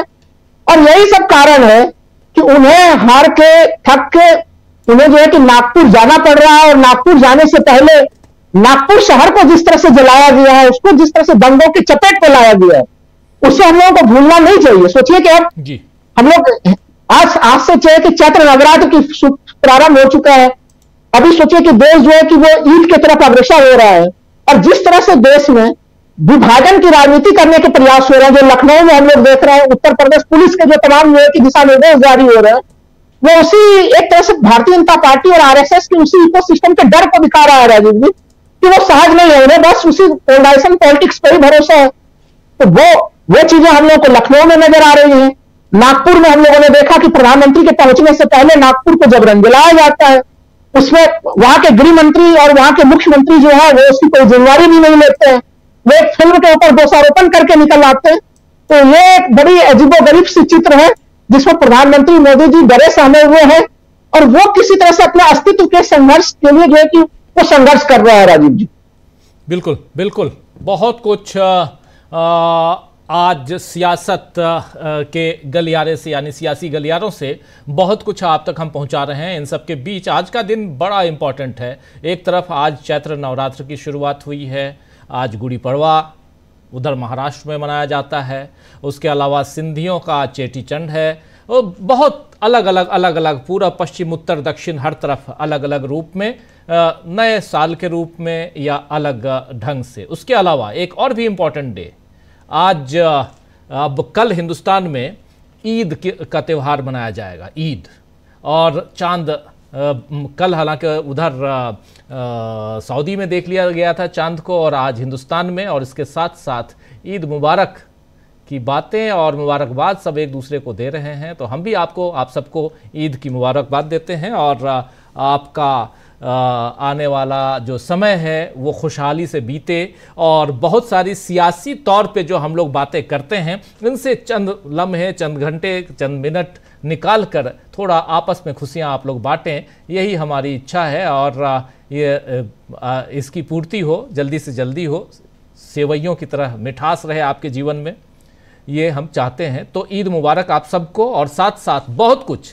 और यहाँ से एक कल से ऐसे भी अगर देखिए तो आज 30 तारीख है, कल 31 मार्च, और फिर परसों से फाइनेंशियल ईयर की भी शुरुआत होती है हिंदुस्तान में। तो बहुत अलग अलग घटनाक्रम में आप परिवर्तन देख रहे हैं। क्या ये परिवर्तन देश की सियासत में भी होने वाला है? ये भी एक बड़ा कारण हो सकता है आने वाले 2 दिनों में कि क्या देश की सियासत में भी कोई परिवर्तन है। क्या नरेंद्र मोदी का नागपुर जाना सिर्फ और सिर्फ एक कहें तो पहले से तयशुदा कार्यक्रम है या कुछ और है? सोचिएगा। अमलेंदु उपाध्याय जी, जरा आपके पास आना चाहता हूं, फिर आगे चर्चा बढ़ाते हैं। और इसी बात में सवाल यही कि क्या यह तयशुदा कार्यक्रम है मात्र, या सिर्फ संयोग है, या इसके पीछे कुछ और कारण है सियासी तौर पे?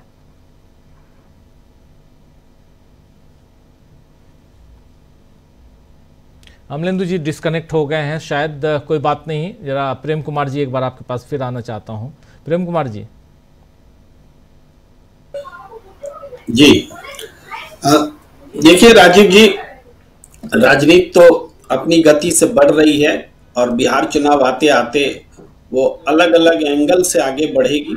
उसका जो पूरा स्वरूप है लगभग तय हो चला है। और सबसे ज्यादा परेशानी एनडीए खेमे में ही है, और इसको हम बार बार बता भी रहे हैं। हालांकि मीडिया में वो चर्चा में नहीं आती है, लेकिन चाहे वक्फ बोर्ड बिल हो, उसमें एनडीए में मतभेद हैं। सीट एडजस्टमेंट का सवाल बिहार में हो, उसमें एनडीए में मतभेद है। और मतभेद थोड़े बहुत नहीं, सीट एडजस्टमेंट को लेकर तो हर पार्टी में, हर गठबंधन में होता है। लेकिन यहाँ चिराग पासवान को जितनी बड़ी संख्या में सीट चाहिए, जितनी बड़ी संख्या में जीतन राम मांझी को चाहिए, जितनी बड़ी संख्या में थोड़ा आगे जेडीयू को बराबरी पर सीट चाहिए बीजेपी के, ये सारी चीजें जो हैं वो होगा कैसे, ये भी एक पहेली है। ये हो नहीं पा रहा है, और फॉर्मली ये अनाउंसमेंट नहीं हो रहा है कि कौन चुनाव के बाद क्या होगा। ये सब सारी चीजें हैं बिहार में। लेकिन थोड़ी सी चर्चा रेलवे की भी हम कर दें। मैं एक ट्वीट देख रहा था कि एक रांची से एक महिला पत्रकार चली इसमें राजधानी एक्सप्रेस में, उसका आरएसी में रह गया, सीट कंफर्म नहीं हुआ। तो क्या ऐसा होता है कि अकेली सिंगल महिला अगर सफर करे तो उसका आरएसी क्या पुरुष के साथ में एडजस्ट होता है? ऐसा आपने कभी सुना क्या? लेकिन ये आज हो रहा है कि आरएसी में महिला और पुरुष दोनों को एक सीट पे दिया जा रहा है। वो मैं ट्वीट देख रहा हूं, ये तो उस ट्वीट के जवाब में मैंने उसको रिपोस्ट किया कि अनहोनी को होनी कर दे, होनी को अनहोनी, एक जगह जब जमा हो तीनों, अमित, वैष्णव एंड मोदी। ये चमत्कार हो रहे हैं। मतलब 21वीं सदी में हम आ गए हैं, और जो पहले से सुविधाएं रेल में थी वो सारी चीजें तो छूटी गई। महज एकदम सामान्य सी बात की भाई आरएसी में स्त्री पुरुष को एक साथ कैसे आप दे सकते हैं? और वो भी पत्रकार जूझ रही है, चल रही है, ट्वीट कर रहे हैं लोग, मैंने उसको रिपोस्ट किया।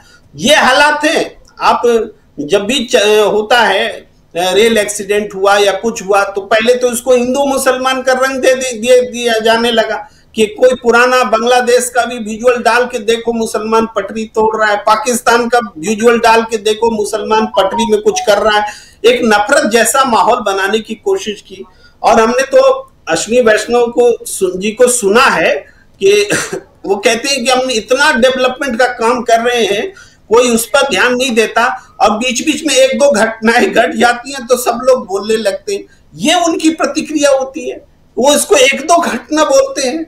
तो ये कैसा विकास का काम रेलवे में हो रहा है?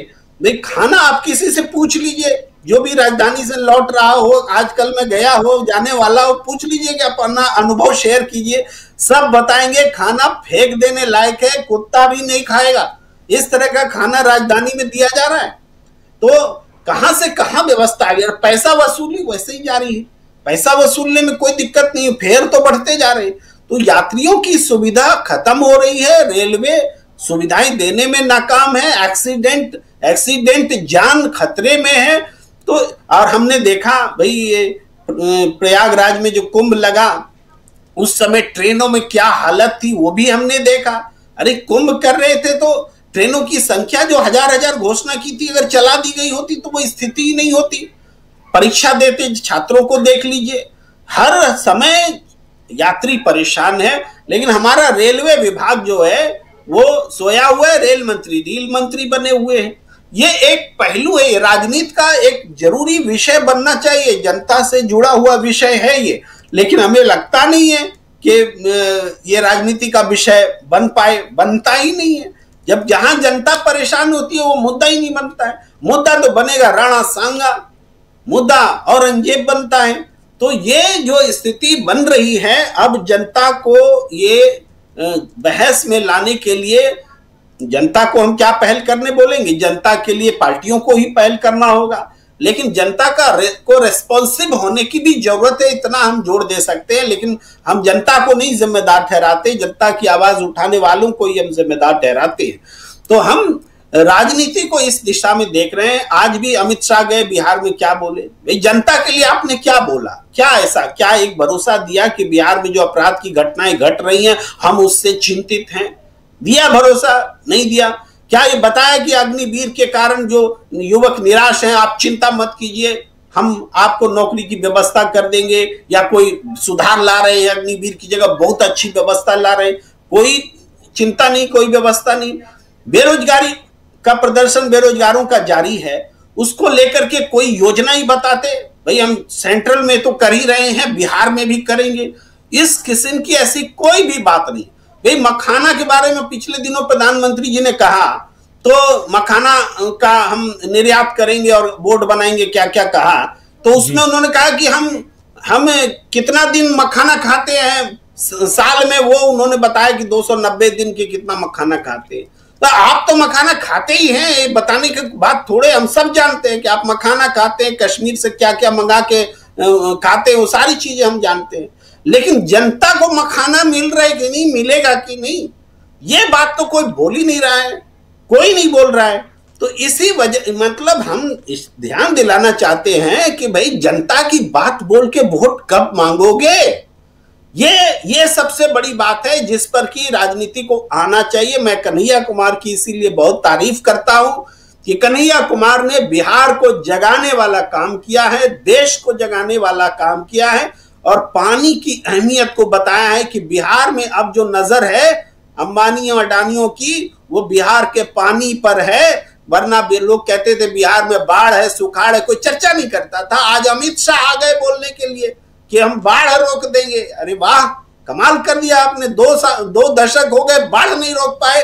आज अब पानी का दोहन किया जाए अडानियों के जरिए, उसके लिए आप सीमावर्ती इलाकों में खास तौर से सक्रिय हैं।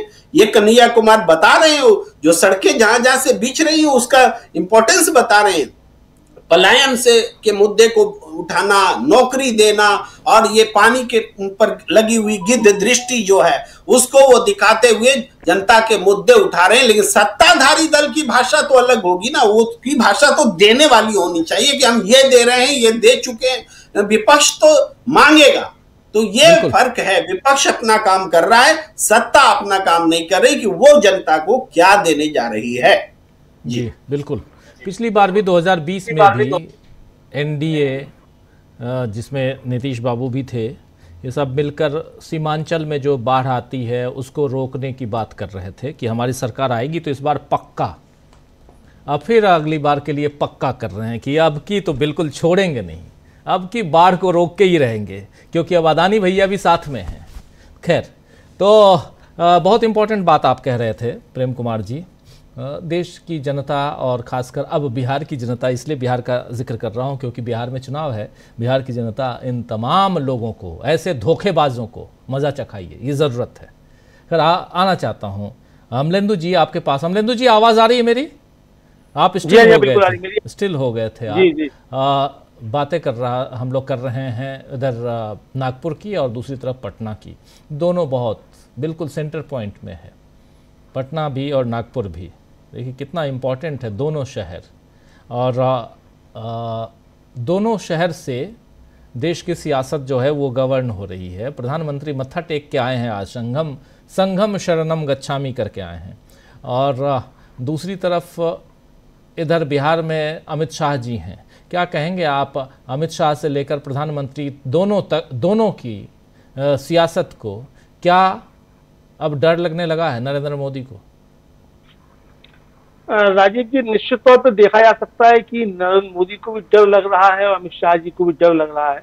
हालांकि इतना भी डरने की बात नहीं है, लोकतंत्र है, यहाँ तो कुछ भी हो सकता है, तो इतना क्यों डर रहे हैं ये समझ में नहीं आ रहा है। लेकिन डर तो राजीव जी साफ तौर पर दिखाई पड़ रहा है। इतना डर लग रहा है राजीव जी कि जो अमित शाह संसद में खड़े होकर कह रहे थे कि अब वो डॉक्टर अम्बेडकर का नाम लेना फैशन हो गया, अम्बेडकर अम्बेडकर अम्बेडकर, वो नरेंद्र मोदी आज दीक्षा भूमि पहुंचे थे। नागपुर तो पहुंचे, वो संघ के जो संस्थापक हैं डॉक्टर हेड गंवार, उनकी स्मृति स्थल पर भी गए थे, लेकिन वो गए दीक्षा भूमि भी, और वहां जाकर उन्होंने समरसता को समसरता लिखा। वहां जाकर अपने जो रजिस्टर बुक है उसमें समरसता को समसरता लिखा। और इस पर सवाल भी उठे कि भाई डॉक्टर अम्बेडकर के जो साहित्य है या डॉक्टर अम्बेडकर का जो भी बातें, उसमें तो समरसता शब्द कहीं है ही नहीं, वहां तो समता की बात है, समानता की बात है। तो ये समरसता तो जो है हेड गंवार और जो गोलवलकर जी थे उनका है ये। तो ये आप जो है वहां जाके क्या कहना चाहते थे? तो ये डर राजीव जी साफ तौर पर देखा जा सकता है। लेकिन मुझे लगता है राजीव जी की मोहन भागवत और आरएसएस को इंडिया गठबंधन और राहुल गांधी का आभारी होना चाहिए हृदय से कि इस स्थिति में ला दिया उन्होंने नरेंद्र मोदी को, कि नरेंद्र मोदी जो आज 13 साल में पहली बार संघ के दरवाजे पर पहुंचे हैं। तो इसके लिए नरेंद्र मोदी जिम्मेदार नहीं है, ना मोहन भागवत का कोई करिश्मा है। ये करिश्मा इंडिया गठबंधन और राहुल गांधी का है, जिन्होंने संविधान दिखाकर नरेंद्र मोदी को 240 पे ला दिया। वो तो अगर राजीव कुमार की इसमें कारस्तानी नहीं होती तो 140 पे ही होती भारतीय जनता पार्टी। तो अब जब नरेंद्र मोदी पहुंचे हैं तो ये इसीलिए पहुंचे हैं कि वो मालूम पड़ गया है कि इंडिया गठबंधन मजबूत है और वो आगे भी चुनौतियां पेश करेगा। और जिस तरीके से उसने चोरियां पकड़ी हैं महाराष्ट्र में, हरियाणा में और दिल्ली में वोटर लिस्ट वगैरह की, तो ये आगे भी चीजें रहेंगी, तो आगे दिक्कतें पैदा हो सकती हैं। तो ये 240 से और नीचे अभी भी जाने की संभावनाएं पूरी तरीके से बनी हुई है कि अगर चोरियां कायदे से पकड़ ली जाए। तो राजीव जी ये डर तो देखिए एक तरीके साफ तौर पर दिखाई पड़ रहा है। अब पहुंचे हैं राजीव जी वहां अपने अमित शाह जी बिहार, और वहां कल तो उनकी मुलाकात नहीं हुई थी नीतीश कुमार जी से, आज उनकी मुलाकात भी हो गई, साथ साथ बैठक भी हो गई, और ये भी उन्होंने बता दिया कि अब वो कहीं नहीं जाएंगे, यहीं रहेंगे। हालांकि वो बार बार कहते रहते हैं कहीं नहीं जाएंगे, यहीं रहेंगे, तो लेकिन वो कहने का कोई मतलब नहीं है। उसके बाद फिर कह देंगे कि अब कहीं नहीं जाएंगे, कहीं नहीं जाना होगा। लेकिन सवाल ये है कि उनको यहाँ रोक कौन रहा है? भाई आप तो कहीं नहीं जाएंगे, आप तो कह रहे हैं, लेकिन क्या मोदी जी कह रहे हैं आपसे कि आपको ही हम रखेंगे? तो अमित शाह ने तो आज कुछ नहीं कहा कि आपको हम आप ही के नेतृत्व में चुनाव लेंगे और आप ही अगले मुख्यमंत्री बनेंगे, सरकार बनेगी। तो ये तो कुछ नहीं कहा। तो एक तरीके से कहा जाए कि नीतीश कुमार जो है अपना जो राजनीति के अंतिम दिन है शायद उसको भी गिन रहे हैं, और जो उन्होंने कहा था पिछले विधानसभा चुनाव में कि उनका आखिरी चुनाव है, तो इसका मतलब वो साबित कर चुकी, जो चुनाव हो चुका है उनका आखिरी चुनाव है। दूसरा बात राजीव जी, मखाने की बहुत बात आ रही है। मोदी जी ने बताया था कि वो मखाना खाते हैं साल में 300 दिन। बहुत अच्छी बात है, आपने ये 65 दिन क्यों नहीं खाते हैं ये भी बताया जाए, क्योंकि व्रत में तो मखाने भी खाए जाते हैं। अगर आप 65 दिन साल में व्रत रखते हैं तो मखाना तो व्रत में भी खाया जाता है, तो आप 65 दिन क्यों नहीं खाते यही बता देते। लेकिन साथ साथ ये भी बता देते कि जो 80 करोड़ लोगों को 5 किलो अनाज दिया जा रहा है, क्या उनको भी 5 किलो मखाना मिलेगा आप इसमें, ताकि वो भी जो है 300 दिन जो है खा सके मखाना। तो हम तो चाहते हैं राजीव जी वो दिन आए, शुभ दिन आए, कि जब देश की जो है 140 करोड़ जनता साल में जो है 365 दिन मखाना खाए। मोदी जी भले ही 300 दिन खाए मखाना, तो लेकिन सवाल ये है कि ये 365 दिन मखाना खाने के लिए छोड़िए, 365 दिन 9 दिन के नवरात्र होते हैं, 2 बार तो 18 दिन खाने को ही जो है आम आदमी को मखाना मिल जाए, ऐसी स्थितियां ही पैदा हो जाए। तो ये इसके लिए ये सरकार कब काम करेगी, मोदी जी इसके लिए कब काम करेंगे? और ठीक है बिहार में आप मखाना बोर्ड की बना रहे हैं, जबकि वो मखाना बोर्ड पहले से ही है, तो आप बता रहे हैं फिर से बना रहे हैं, बहुत अच्छी बात है। और राजीव जी जेपी नड्डा साहब जो है वो मोदी जी से 4 हाथ आगे निकले हुए हैं। उनका जो वीडियो वायरल किया जा रहा है कि 157 मेडिकल कॉलेज बना दिए हैं मोदी जी ने बिहार में। अब 157 मेडिकल कॉलेज मोदी जी ने अगर बना दिए बिहार में तो ये तो बड़ी खुशी की बात है। तो मुझे लगता है कि हम नड्डा जी अपना इलाज कराने के लिए वहीं जाएंगे 157वां जो मेडिकल कॉलेज होगा उसमें। जो बिहार में तो खुल गए हैं, मतलब एक जिले में 4 मेडिकल कॉलेज खुल गए हैं। तो मतलब आप देखिए कि किस तरीके से देश को बेवकूफ बनाने की कला जो है ये की जा रही है। तो कुल मिला के राजीव जी, लगता मुझको यही है कि डर जो है वो हावी है मोदी जी पे और शाह पे भी। और मोदी जी ने शाह को तो भेजा कि तुम जाके बिहार संभालो, वहां कुछ ठीक ठाक किया जाए, और मैं जाकर जरा भागवत जी को संभालता हूँ कि इधर कुछ गड़बड़ ना होने लग जाए। क्योंकि डर राजीव जी मोदी जी को सिर्फ अपना ही नहीं है, अपने से ज्यादा अमित शाह जी का भी डर है कि अगर मोदी जी को संघ कह देता है कि चलिए ठीक है, आपका वनवास पूरा हुआ है, आपका राजपाट पूरा हुआ, चलिए आप घर को जाइए, मार्गदर्शन मंडल में जाइए, तो अमित शाह जी क्या करेंगे। तो मोदी जी की चिंता मुझे लगता है खुद से ज्यादा अमित शाह जी को लेकर है। लेकिन ये एक अच्छी बात है कि दोनों के बीच में बॉन्डिंग बहुत अच्छी है, और इतने मतलब जब संकट आ रहा हो सब तरफ से, उसके बाद भी दोनों एक दूसरे के समर्थन में खड़े हुए दिखाई पड़ रहे हैं। बिल्कुल बिल्कुल, बहुत कुछ अपने विश्लेषण में आप अपनी बात रख रहे थे। जरा प्रशांत जी, आपसे भी समझना चाहता हूँ, क्या बिहार जो है वो अब एपी सेंटर बनने जा रहा है? ऐसे चुनाव है, बनेगा ही, लेकिन हलचल इतनी तेज अभी से, ये एक इम्पोर्टेंट पहलू है यहाँ पे जी। फिलहाल तो एपी सेंटर नागपुर है, और वो भारत का 0 माइल भी है जी। हम लोग भी वहां गए थे जी। तो अभी वो 0 माइल रहेगा भारत की राजनीति का। अभी नागपुर से बहुत कुछ आना है, और अभी अमरेंद्र जी और साथियों ने बताया कि प्रधानमंत्री दीक्षा भूमि भी गए थे। जरा दीक्षा भूमि की क्रोनोलॉजी हम लोग समझ लें, जांच का विषय है लेकिन क्रोनोलॉजी है। क्रोनोलॉजी ये है कि 20 मार्च को, तारीख याद कीजिए राजीव जी, 20 मार्च को डॉक्टर अंबेडकर के महार सत्याग्रह की बरसी थी, और 20 मार्च को एक कॉल दिया गया था नागपुर में, वहां पे एक रैली होनी थी, एक कोई प्रोग्राम होना था जिसमें बहुत सारे लोग आने थे। उसको प्रशासन ने उसकी परमिशन भी दे दी थी। उसका सीधा ताल्लुक बोधगया से था। बोधगया में जो प्रदर्शन चल रहा है, और पूरा जो दलित एजेंडा है, न बौद्धों का एजेंडा, वो सामने आना था। 17 तारीख को नागपुर में हिंसा हो जाती है। किसको लेके हिंसा होती है? औरंगजेब को लेके हिंसा होती है। औरंगजेब का नागपुर से क्या ताल्लुक है? कोई ताल्लुक नहीं है। औरंगजेब का ताल्लुक है जिसको हम औरंगाबाद के नाम से जानते थे, जो अब संभाजी नगर है। 450 किलोमीटर का फासला है। तो ये जांच का विषय है। उसके बाद क्या हुआ? 17 को जब हिंसा हुई तो 20 तारीख को प्रोग्राम वो नहीं हुआ। अब 6 अप्रैल को एक और प्रोग्राम हो रहा है नागपुर में, जो सम्राट अशोक की जयंती वहां मनाई जाएगी, और फिर वही लोग जमा हो रहे हैं। और इसीलिए आज जब वहां पे मोदी जी गए हैं, तो मोदी जी ने बिहार के चुनाव की, क्योंकि चर्चा बिहार की कर रहे थे, तो बिहार में वो दीक्षा भूमि पे गए, और उन्होंने दीक्षा भूमि पे जाकर भंते सुरई ससई से मुलाकात भी की। अब माना जा रहा है कि जो बोधगया में आंदोलन चल रहा है उसमें कुछ मोदी जी मदद करेंगे, और वहाँ पे वापस बौद्ध धर्म के भिक्षुओं का जो है वो कंट्रोल होगा मंदिर में। तो नागपुर अभी सुर्खियों में रहने वाला है, और ये बड़ा अजीब संयोग है कि 20 तारीख को प्रोग्राम होना है दलितों का, बौद्धों का, और उसी में दीक्षा भूमि में, और 17 तारीख को नागपुर में हिंसा हो जाती है। ये बड़ा अजीब संयोग है। इसकी जांच होनी चाहिए कि ये क्या, इसमें कोई आपस में संबंध है क्या इन सब दो तारीखों का? ये क्रोनोलॉजी से हम क्या समझें?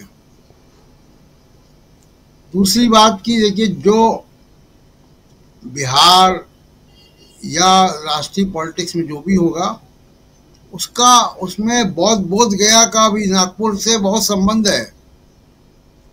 वो आंदोलन जो है वो बड़ा स्वरूप लेगा आने वाले दिनों में। और इसी 6 अप्रैल को आप देखिएगा कि वो स्वरूप उसका एक बिल्कुल बदल जाएगा। तो ये बीजेपी के लिए एक नई समस्या आ रही, इसीलिए आज बौद्ध भिक्षु से मोदी जी मिले हैं, भंते से मिले हैं वहाँ पे। तो और वाकई में क्या हुआ है क्या नहीं हुआ है वो अभी हम लोगों को कुछ दिन बाद मालूम पड़ेगा। और मैं अमरिंदर जी की जो बात है कि बड़ी सिनर्जी है, सिनर्जी को हमको बिटवीन द लाइंस पढ़ना होगा अमरिंदर जी, कि एक पक्ष जो है वो उकसा रहा है ये वक्फ बोर्ड के बिल को लेकर, और जो उकसा रहा है उसका आप जरा बारीकी से आप देखिए कि जो ये गोदी मीडिया है इसका क्या इस्तेमाल कर रहा है। कैसे जो है जयंत चौधरी बोलने लगे, कैसे चिराग पासवान बोलने लगे, कितनी हिम्मत इनके अंदर आ गई कि सीधे सीधे चुनौती दे रहे हैं बीजेपी को। तो ये जो उकसाया जा रहा है ये सिनर्जी नहीं है, ये सिनर्जी बाहर से दिख रही है, ये कुछ और है। और ये एनडीए के अंदर डिफरेंसेस पैदा हो गए हैं, वक्फ बिल को लेकर डिफरेंसेस हो गए हैं। उन डिफरेंसेस को हवा दी जा रही है। वो हवा कौन दे, जिनको आप सिनर्जी कह रहे हो, वहां से हवा मिल रही है। जी राजीव जी बिल्कुल बिल्कुल। एक छोटा कमेंट चाहूँगा राहुल लाल जी आपसे भी। बोध गया का जिक्र कर रहे थे अभी प्रशांत टंडन जी, और वहाँ अभी पिछले 40-50 दिनों से आंदोलन चल रहा है, और दूसरी तरफ नरेंद्र मोदी यहाँ, और सही बात कह रहे हैं, 0 माइल वहीं है, यहीं से यानी नागपुर से ही पूरे देश में कौन सा शहर कितने किलोमीटर की दूरी पर है ये सब कुछ तय होता है। वहीं से शुरुआत हुई है, बहुत इंपॉर्टेंट है। हम लोगों ने वहाँ रिपोर्ट की थी चुनाव के समय जब गए थे तो, और दीक्षा भूमि भी है। प्रधानमंत्री नरेंद्र मोदी वहाँ मत्था टेक के आए हैं, बौद्ध भिक्षुओं से मिल के आए हैं। क्या एक डर, ये भय भी है नरेंद्र मोदी में, एनडीए में आने वाले समय में कि बिहार में चुनाव है और फिर ऐसे लोगों को, खासकर बुद्धिस्ट लोगों को यहाँ नाराज न किया जाए और शुरुआत उसकी यहीं से कर दी जाए? देखिए, जो बोध गया में आंदोलन चल रहा है और वो आंदोलन के जिस तरह से संकेत विशेषकर दलित समुदाय में जा रहे हैं, वो भारतीय जनता पार्टी के लिए डराने वाली स्थिति है। क्योंकि हम लोगों ने लोकसभा चुनाव 2024 में देखा है और उसके बाद के विधानसभा चुनाव में भी दिखा है वो कि दलित वोटर्स जो कि सीधे सीधे बीजेपी की तरफ जा रहे थे, उन्होंने अचानक से यू टर्न लिया है वहां पे। और उत्तर प्रदेश तरीके राज्य में भी वो परिवर्तन देखा है। तो प्रधानमंत्री मोदी जी ने कहीं न कहीं यहां से बोध गया के इस पूरे विवाद को, उस आंदोलन को ठंडा करने का भी प्रयास किया है। लेकिन क्या ये इतना आसानी से संभव है और वो विवाद वो यहां से ठंडा कर लेंगे? नंबर 1। नंबर 2, जो दलितों में असंतोष है भारतीय जनता पार्टी को लेकर, विशेषकर जिसके तरफ अभी अमलेंदु जी ने भी ध्यानाकर्षण कराया कि सदन के भीतर हम लोगों ने देखा था कि जो टिप्पणी अंबेडकर साहब को लेकर अमित शाह जी ने की थी, और उसके बाद उन्होंने कोई माफीनामा नहीं लिया है अब तक। राजीव जी, कोई माफीनामा उनका नहीं आया है उस समूह के लिए, वो डटे हुए रहे हैं अपने बयान के ऊपर। तो उसके बाद प्रधानमंत्री अगर दीक्षा भूमि जा रहे हैं तो उसका क्या कोई इफेक्ट हम लोगों को दिख पाएगा? ये बड़ा मुश्किल चीज है। हमें भी लग रहा है कि ये एक बड़ा कठिनाई वाला मामला है। और बिहार में अगर हम लोग देखें तो इनके तो गठबंधन के जो अलग अलग जो दलित नेता है वो आपस में उनके बीच में 36 के आंकड़े की स्थिति है।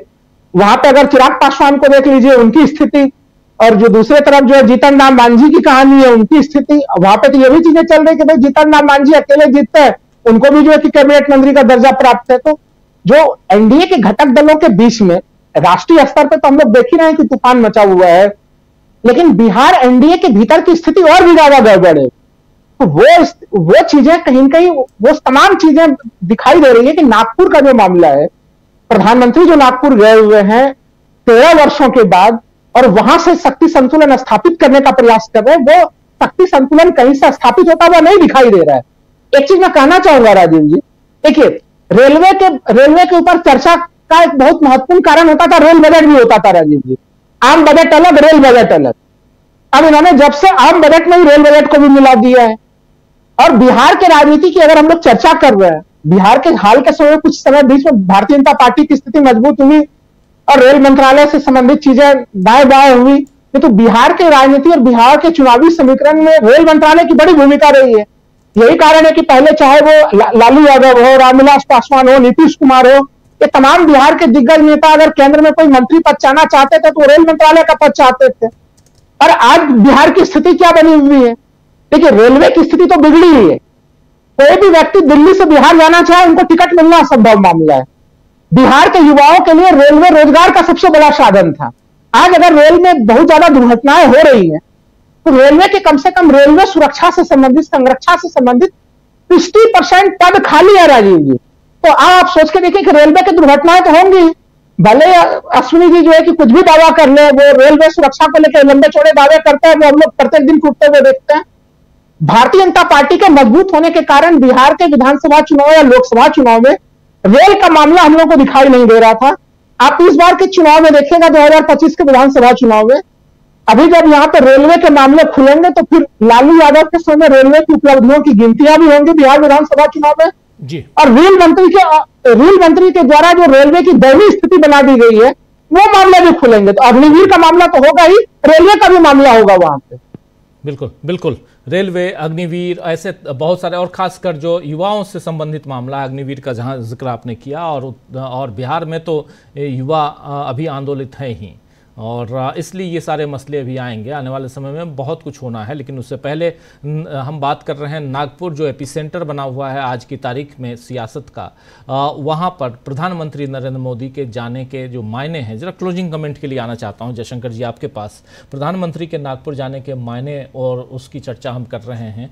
आखिर क्या यहाँ लगता है कि नरेंद्र मोदी और अमित शाह को आने वाले सियासी जो दांव पेच हैं उसमें, हालांकि दांव पेच में बहुत माहिर हैं दोनों, लेकिन फिर भी एक डर, एक भय तो बना रहता है ना, तो वो डर दिखाई देता है क्या नरेंद्र मोदी में? और खासकर जब से, जो अभी आप लोग बहुत विश्लेषण कर चुके हैं इस मसले पे, चाहे वो जेपी नड्डा का मामला हो, यानी बीजेपी के अध्यक्ष का पद का मामला हो, या उधर आरएसएस का मामला हो, लेकिन नरेंद्र मोदी की सियासत क्या 2019 से या 2024 से, 19 नहीं 2024 से पहले वाली सियासत और आज की सियासत में, और आज जबकि वहां आरएसएस मुख्यालय में मत्था टेक के आ चुके हैं नरेंद्र मोदी, फर्क दिखाई देता है क्या उनकी सियासत में जयशंकर जी? देखिए, अब आप उस आदमी की कल्पना कीजिए जिसका सिंहासन 4 बड़ी बैसाखियों पर टिका हो, चाहे वो नीतीश कुमार हो, चंद्रबाबू नायडू हो, अजित पवार हो, एकनाथ शिंदे हों, या फिर 3-4 और जो छोटी छोटी बैसाखियां हैं, जयंत चौधरी हैं, या जीतन राम मांझी हैं, या चिराग पासवान हैं, या इस तरह के और लोग हैं, तो उसकी हालत क्या हो सकती है? आरएसएस की बात तो जो है सो अलग बात है ही है, लेकिन इस तरह भी कभी एक बैसाखी अगर निकली, अगर चंद्रबाबू नायडू हटे या नीतीश कुमार दोनों एकजुट होकर के हटे तो सरकार गिर जाएगी। तो सबसे बड़ा टेस्ट तो मेरे ख्याल से अभी होने वाला था या है अभी भी, पता नहीं, मुझे तो नहीं लगता है कि ये लोग संसद के इस बजट सत्र में वक्फ विधेयक को पास कराने की हिम्मत करेंगे, क्योंकि होते ही जो है बिहार का राजनीतिक समीकरण बदल जाएगा। होते ही जो है देश का, जो चंद्रबाबू नायडू के साथ या नीतीश कुमार के या और जो जितने लोग हैं, अजित पवार हैं जिस ढंग से बातें कर रहे थे, तो उनके सामने एक अलग ढंग का राजनीतिक संकट खड़ा हो जाएगा। दूसरा ये कि जैसे अभी प्रशांत जी क्रोनोलॉजी समझा रहे थे दीक्षा भूमि अम्बेडकर साहब का, तो ये तो आरएसएस की मानसिकता में, सोच में है। आप एक क्रोनोलॉजी भूल गए। 6 दिसंबर 1992 को, 6 दिसंबर बाबा साहब का जन्मदिन है, नहीं निर्माण दिवस है शायद, हाँ निर्माण दिवस, हाँ निर्माण दिवस है, सॉरी। तो उस दिन इन्होंने बाबरी मस्जिद का ढांचा गिरवाया था। उन्मत्त भीड़ के जरिए आरएसएस ने सर्वोच्च न्यायालय को एफिडेविट देने के बावजूद कि हम ढांचा पर कुछ भी नहीं होने वाला है, कल्याण सिंह की सरकार ने दिया, सब कुछ किया, लेकिन उसके बावजूद बाबा साहब के निर्माण दिवस पे बाबरी मस्जिद का ढांचा ढाया गया था। तो ये बात भूलने की नहीं है, ये भी एक उसी क्रोनोलॉजी का अंक है। अभी 14 अप्रैल को तो उनका जन्मदिन भी आएगा ही आएगा। और दूसरी बात यह कि दीक्षा भूमि जाकर के आप बिहार के दलितों को साध लेंगे या ये क्या नाम है बोधगया के आंदोलन का समाधान कर लेंगे, ये सोच से परे की बात है। ऐसा नहीं हो सकता है, वो संभव नहीं है। वो अलग अलग इशूज भी हैं। और सबसे बड़ी बात यह है कि आप देखिए जिस तरह से रामजी लाल सुमन का बयान आया राणा सांगा को लेकर के, आप उससे सहमत असहमत हो सकते हैं, लेकिन चूंकि एक दलित सांसद ने, और बहुत अनुभवी और बहुत पुराने, 1977 में पहली बार वो लोकसभा का सदस्य चुने गए थे 25-26 साल की उम्र में रामजी लाल सुमन, तो उनको लेकर के जिस तरह उनके घर को तोड़ने की कोशिश की गई, बुलडोजर लेकर के, जेसीबी लेकर के पहुंच गए लोग और हमले किए, उसका भी एक मैसेज देश के दलित समाज में घूम रहा है। दलित, ओबीसी और शोषित जो दबित तबके रहे हैं उसके अंदर भी घूम रहा है कि ये लोग किस तरह का हिंदुस्तान बनाने की कोशिश कर रहे हैं, कैसे बनेगा। तो वो भी कहीं ना कहीं जो है ये इशू बनेगा, न सिर्फ उत्तर प्रदेश बल्कि बिहार की राजनीति को ये प्रभावित करेगा, बिहार की राजनीति को, बिहार विधानसभा के चुनाव को भी प्रभावित करेगा। दूसरा एक तथ्य आपको बताना चाहता हूं मैं कि जिस समय हम लोग औरंगजेब, राणा सांगा और इस तरह के बाबर को लेकर के उलझे हुए थे, दंगे फसाद की योजनाएं बना रहे थे, उस समय बांग्लादेश ने चीन में जाकर के तीस्ता बांध परियोजना का समझौता कर लिया। अब नतीजा क्या होगा कि चीन हमारे पूर्वी बंगाल के इलाके से लेकर के जो लगती है सीमाएं, वहां तक वो अपनी घुसपैठ आराम से बना सकता है, सड़क मार्ग सब कुछ बन जाएगा। इस पर हमारी सरकार का ध्यान नहीं है। भूटान हमारे उलझन से कब्जे में नहीं है, भूटान को भी अब चीन ज्यादा हमसे ताकतवर और मददगार नजर आता है। पाकिस्तान के साथ हमारे जो रिश्ते हैं ही हैं, नेपाल के साथ भी उलझन के रिश्ते नहीं रह गए, मालदीव है या जो भी हमारे पड़ोसी देश, श्रीलंका है, हर जगह चीन का दखल धीरे धीरे बढ़ते चला जा रहा है और आप कुछ कर नहीं पा रहे हैं। आप वही बस हिंदू, मुसलमान, औरंगजेब, राणा सांगा और ये सब में उलझे हुए हैं, लगे हुए हैं। तो ये बात अब चूंकि भाई आपके हाथ में मीडिया है, आपके हाथ में कारपोरेट है, आपके पास एक बड़ा संगठन है जो कनफुकवा तंत्र के जरिए रातों रात पूरी दुनिया में गणेश जी को दूध पिला देता है, गणेश जी की मूर्ति को दूध पिला देता है, तो वो तंत्र आपके पास है, वो सब करिए। लेकिन देश का जो नुकसान हो रहा है, जो आर्थिक प्रगति और विकास ठप हो रहा है बिहार में, मतलब आप कल्पना कर सकते हैं क्या इसी नीतीश कुमार और बीजेपी की सरकार में कितने पुल गिरे हैं जी, कितने बांध गिरे हैं, ध्वस्त हुए हैं, उसका कोई ये नहीं है, कभी उसके बारे में कोई चर्चा ही नहीं कर रहा है। भाई अमित शाह को बताना चाहिए, जैसे मैंने कहा ना पिछली बार भी अभी कि भाई आप विकसित बिहार बनाने की बात कर रहे हैं, तो आप क्या पिछड़ा बिहार बनाने में लगे हुए थे क्या 20 साल में, या 17-18 साल में आप बिहार को पीछे धकेलने में लगे हुए थे? अब आपको मौका मिला तो आप कहेंगे कि हम विकसित बिहार बनाएंगे। तो ये सारी चीजें हैं, लोगों की समझ में तो आ रहा है, लेकिन वही जो इसे मैं बार बार उसी पे एम्फसाइज करता हूं, मैं अभी भी इसी पर कर रहा हूं मैं, कि अगर विपक्ष ईमानदारी के साथ गठजोड़ करता है और जनता के इशूज को लेकर के सामने आता है, इनके औरंगजेब, शिवाजी और ये महाराणा राणा सांगा, बाबर के मुद्दों में भटकता नहीं है, बेरोजगारी, गरीबी, भ्रष्टाचार और महंगाई, ये जो सारे इशूज हैं, या बिहार के लोगों का जो पलायन है, जैसे कन्हैया कुमार ने जो यात्रा की है, ठीक है, अच्छा इशूज खड़ा कर रहे हैं वो, तो ये सारे इशूज हैं, इन इशूज को लेकर के अगर जनता के बीच में जाएंगे तो मुझे नहीं लगता है कि एनडीए वहां दोबारा सरकार बनाने की सोच भी पाएगी, क्योंकि पिछली बार भी तो ये चुनाव हारते हारते ही सरकार बना पाए थे। बिल्कुल, थोड़ा सा अभी इधर उधर हो गया होता तो कुछ और हो जाता, लेकिन ठीक है, इस बार ऐसा है, मुझे ऐसा लगता है। और बैसाखियां जो हैं धीरे धीरे दरकने की स्थिति में आ गई हैं। बैसाखियां, उनके नीचे जो बैसाखियां लगी हुई हैं, वो कब किस सवाल पे पलट जाएंगी इसका कोई ठिकाना नहीं है। इसलिए आने वाले दिन जो हैं वो थोड़ा सा संकटमय तो रहेंगे। मोदी जी को, जैसे मैंने पहले कहा कि एक तो जो कसौटी उन्होंने आडवाणी जी और बाकी यशवंत सिन्हा और बाकी नेताओं के लिए बनाई थी, मुरली मनोहर जोशी जी के लिए बनाई थी, अब पार्टी के अंदर कहीं ना कहीं वो बात उठने लग जाएगी जिस दिन आप 75 साल की उम्र को पूरा करेंगे। अब आरएसएस क्या स्टैंड लेता है, क्या नहीं लेता है, क्योंकि भाई नानाजी देशमुख ने एक जमाने में 60 साल के बाद ही राजनीति से संन्यास ले लिया था, लेकिन अटल बिहारी वाजपेयी पर उसका कोई असर नहीं पड़ा था।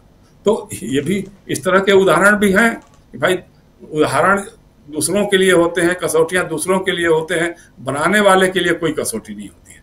लेकिन आरएसएस भी अगर इसी बात को करने लग जाए तो फिर एक अलग बात होगी, उसमें कहीं दो राय नहीं है।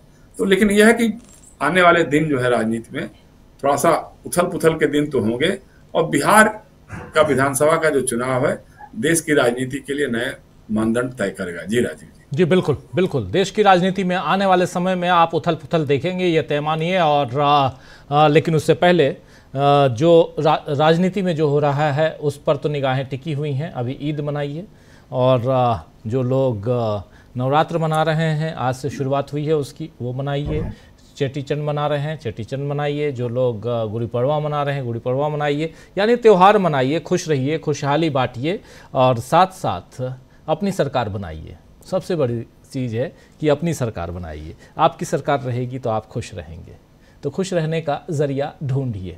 बहुत बहुत शुक्रिया जयशंकर जी, बहुत बहुत शुक्रिया प्रेम कुमार जी, राहुल लाल जी, प्रशांत टंडन जी, अमलेंदु उपाध्याय जी, आप सबका बहुत शुक्रिया, बहुत धन्यवाद इस कार्यक्रम में जुड़ने के लिए, अपनी बात अपने विचार पहुंचाने के लिए। बहुत बहुत शुक्रिया आप तमाम साथियों का। वंशी लाल धोलपुरिया साहब हमारे साथ हैं, ज्योति जी हैं, पटेल इकबाल साहब हमारे साथ, श्री किरण जी भी हैं, गणेश कुमार जी हैं, very nice debate DV live TV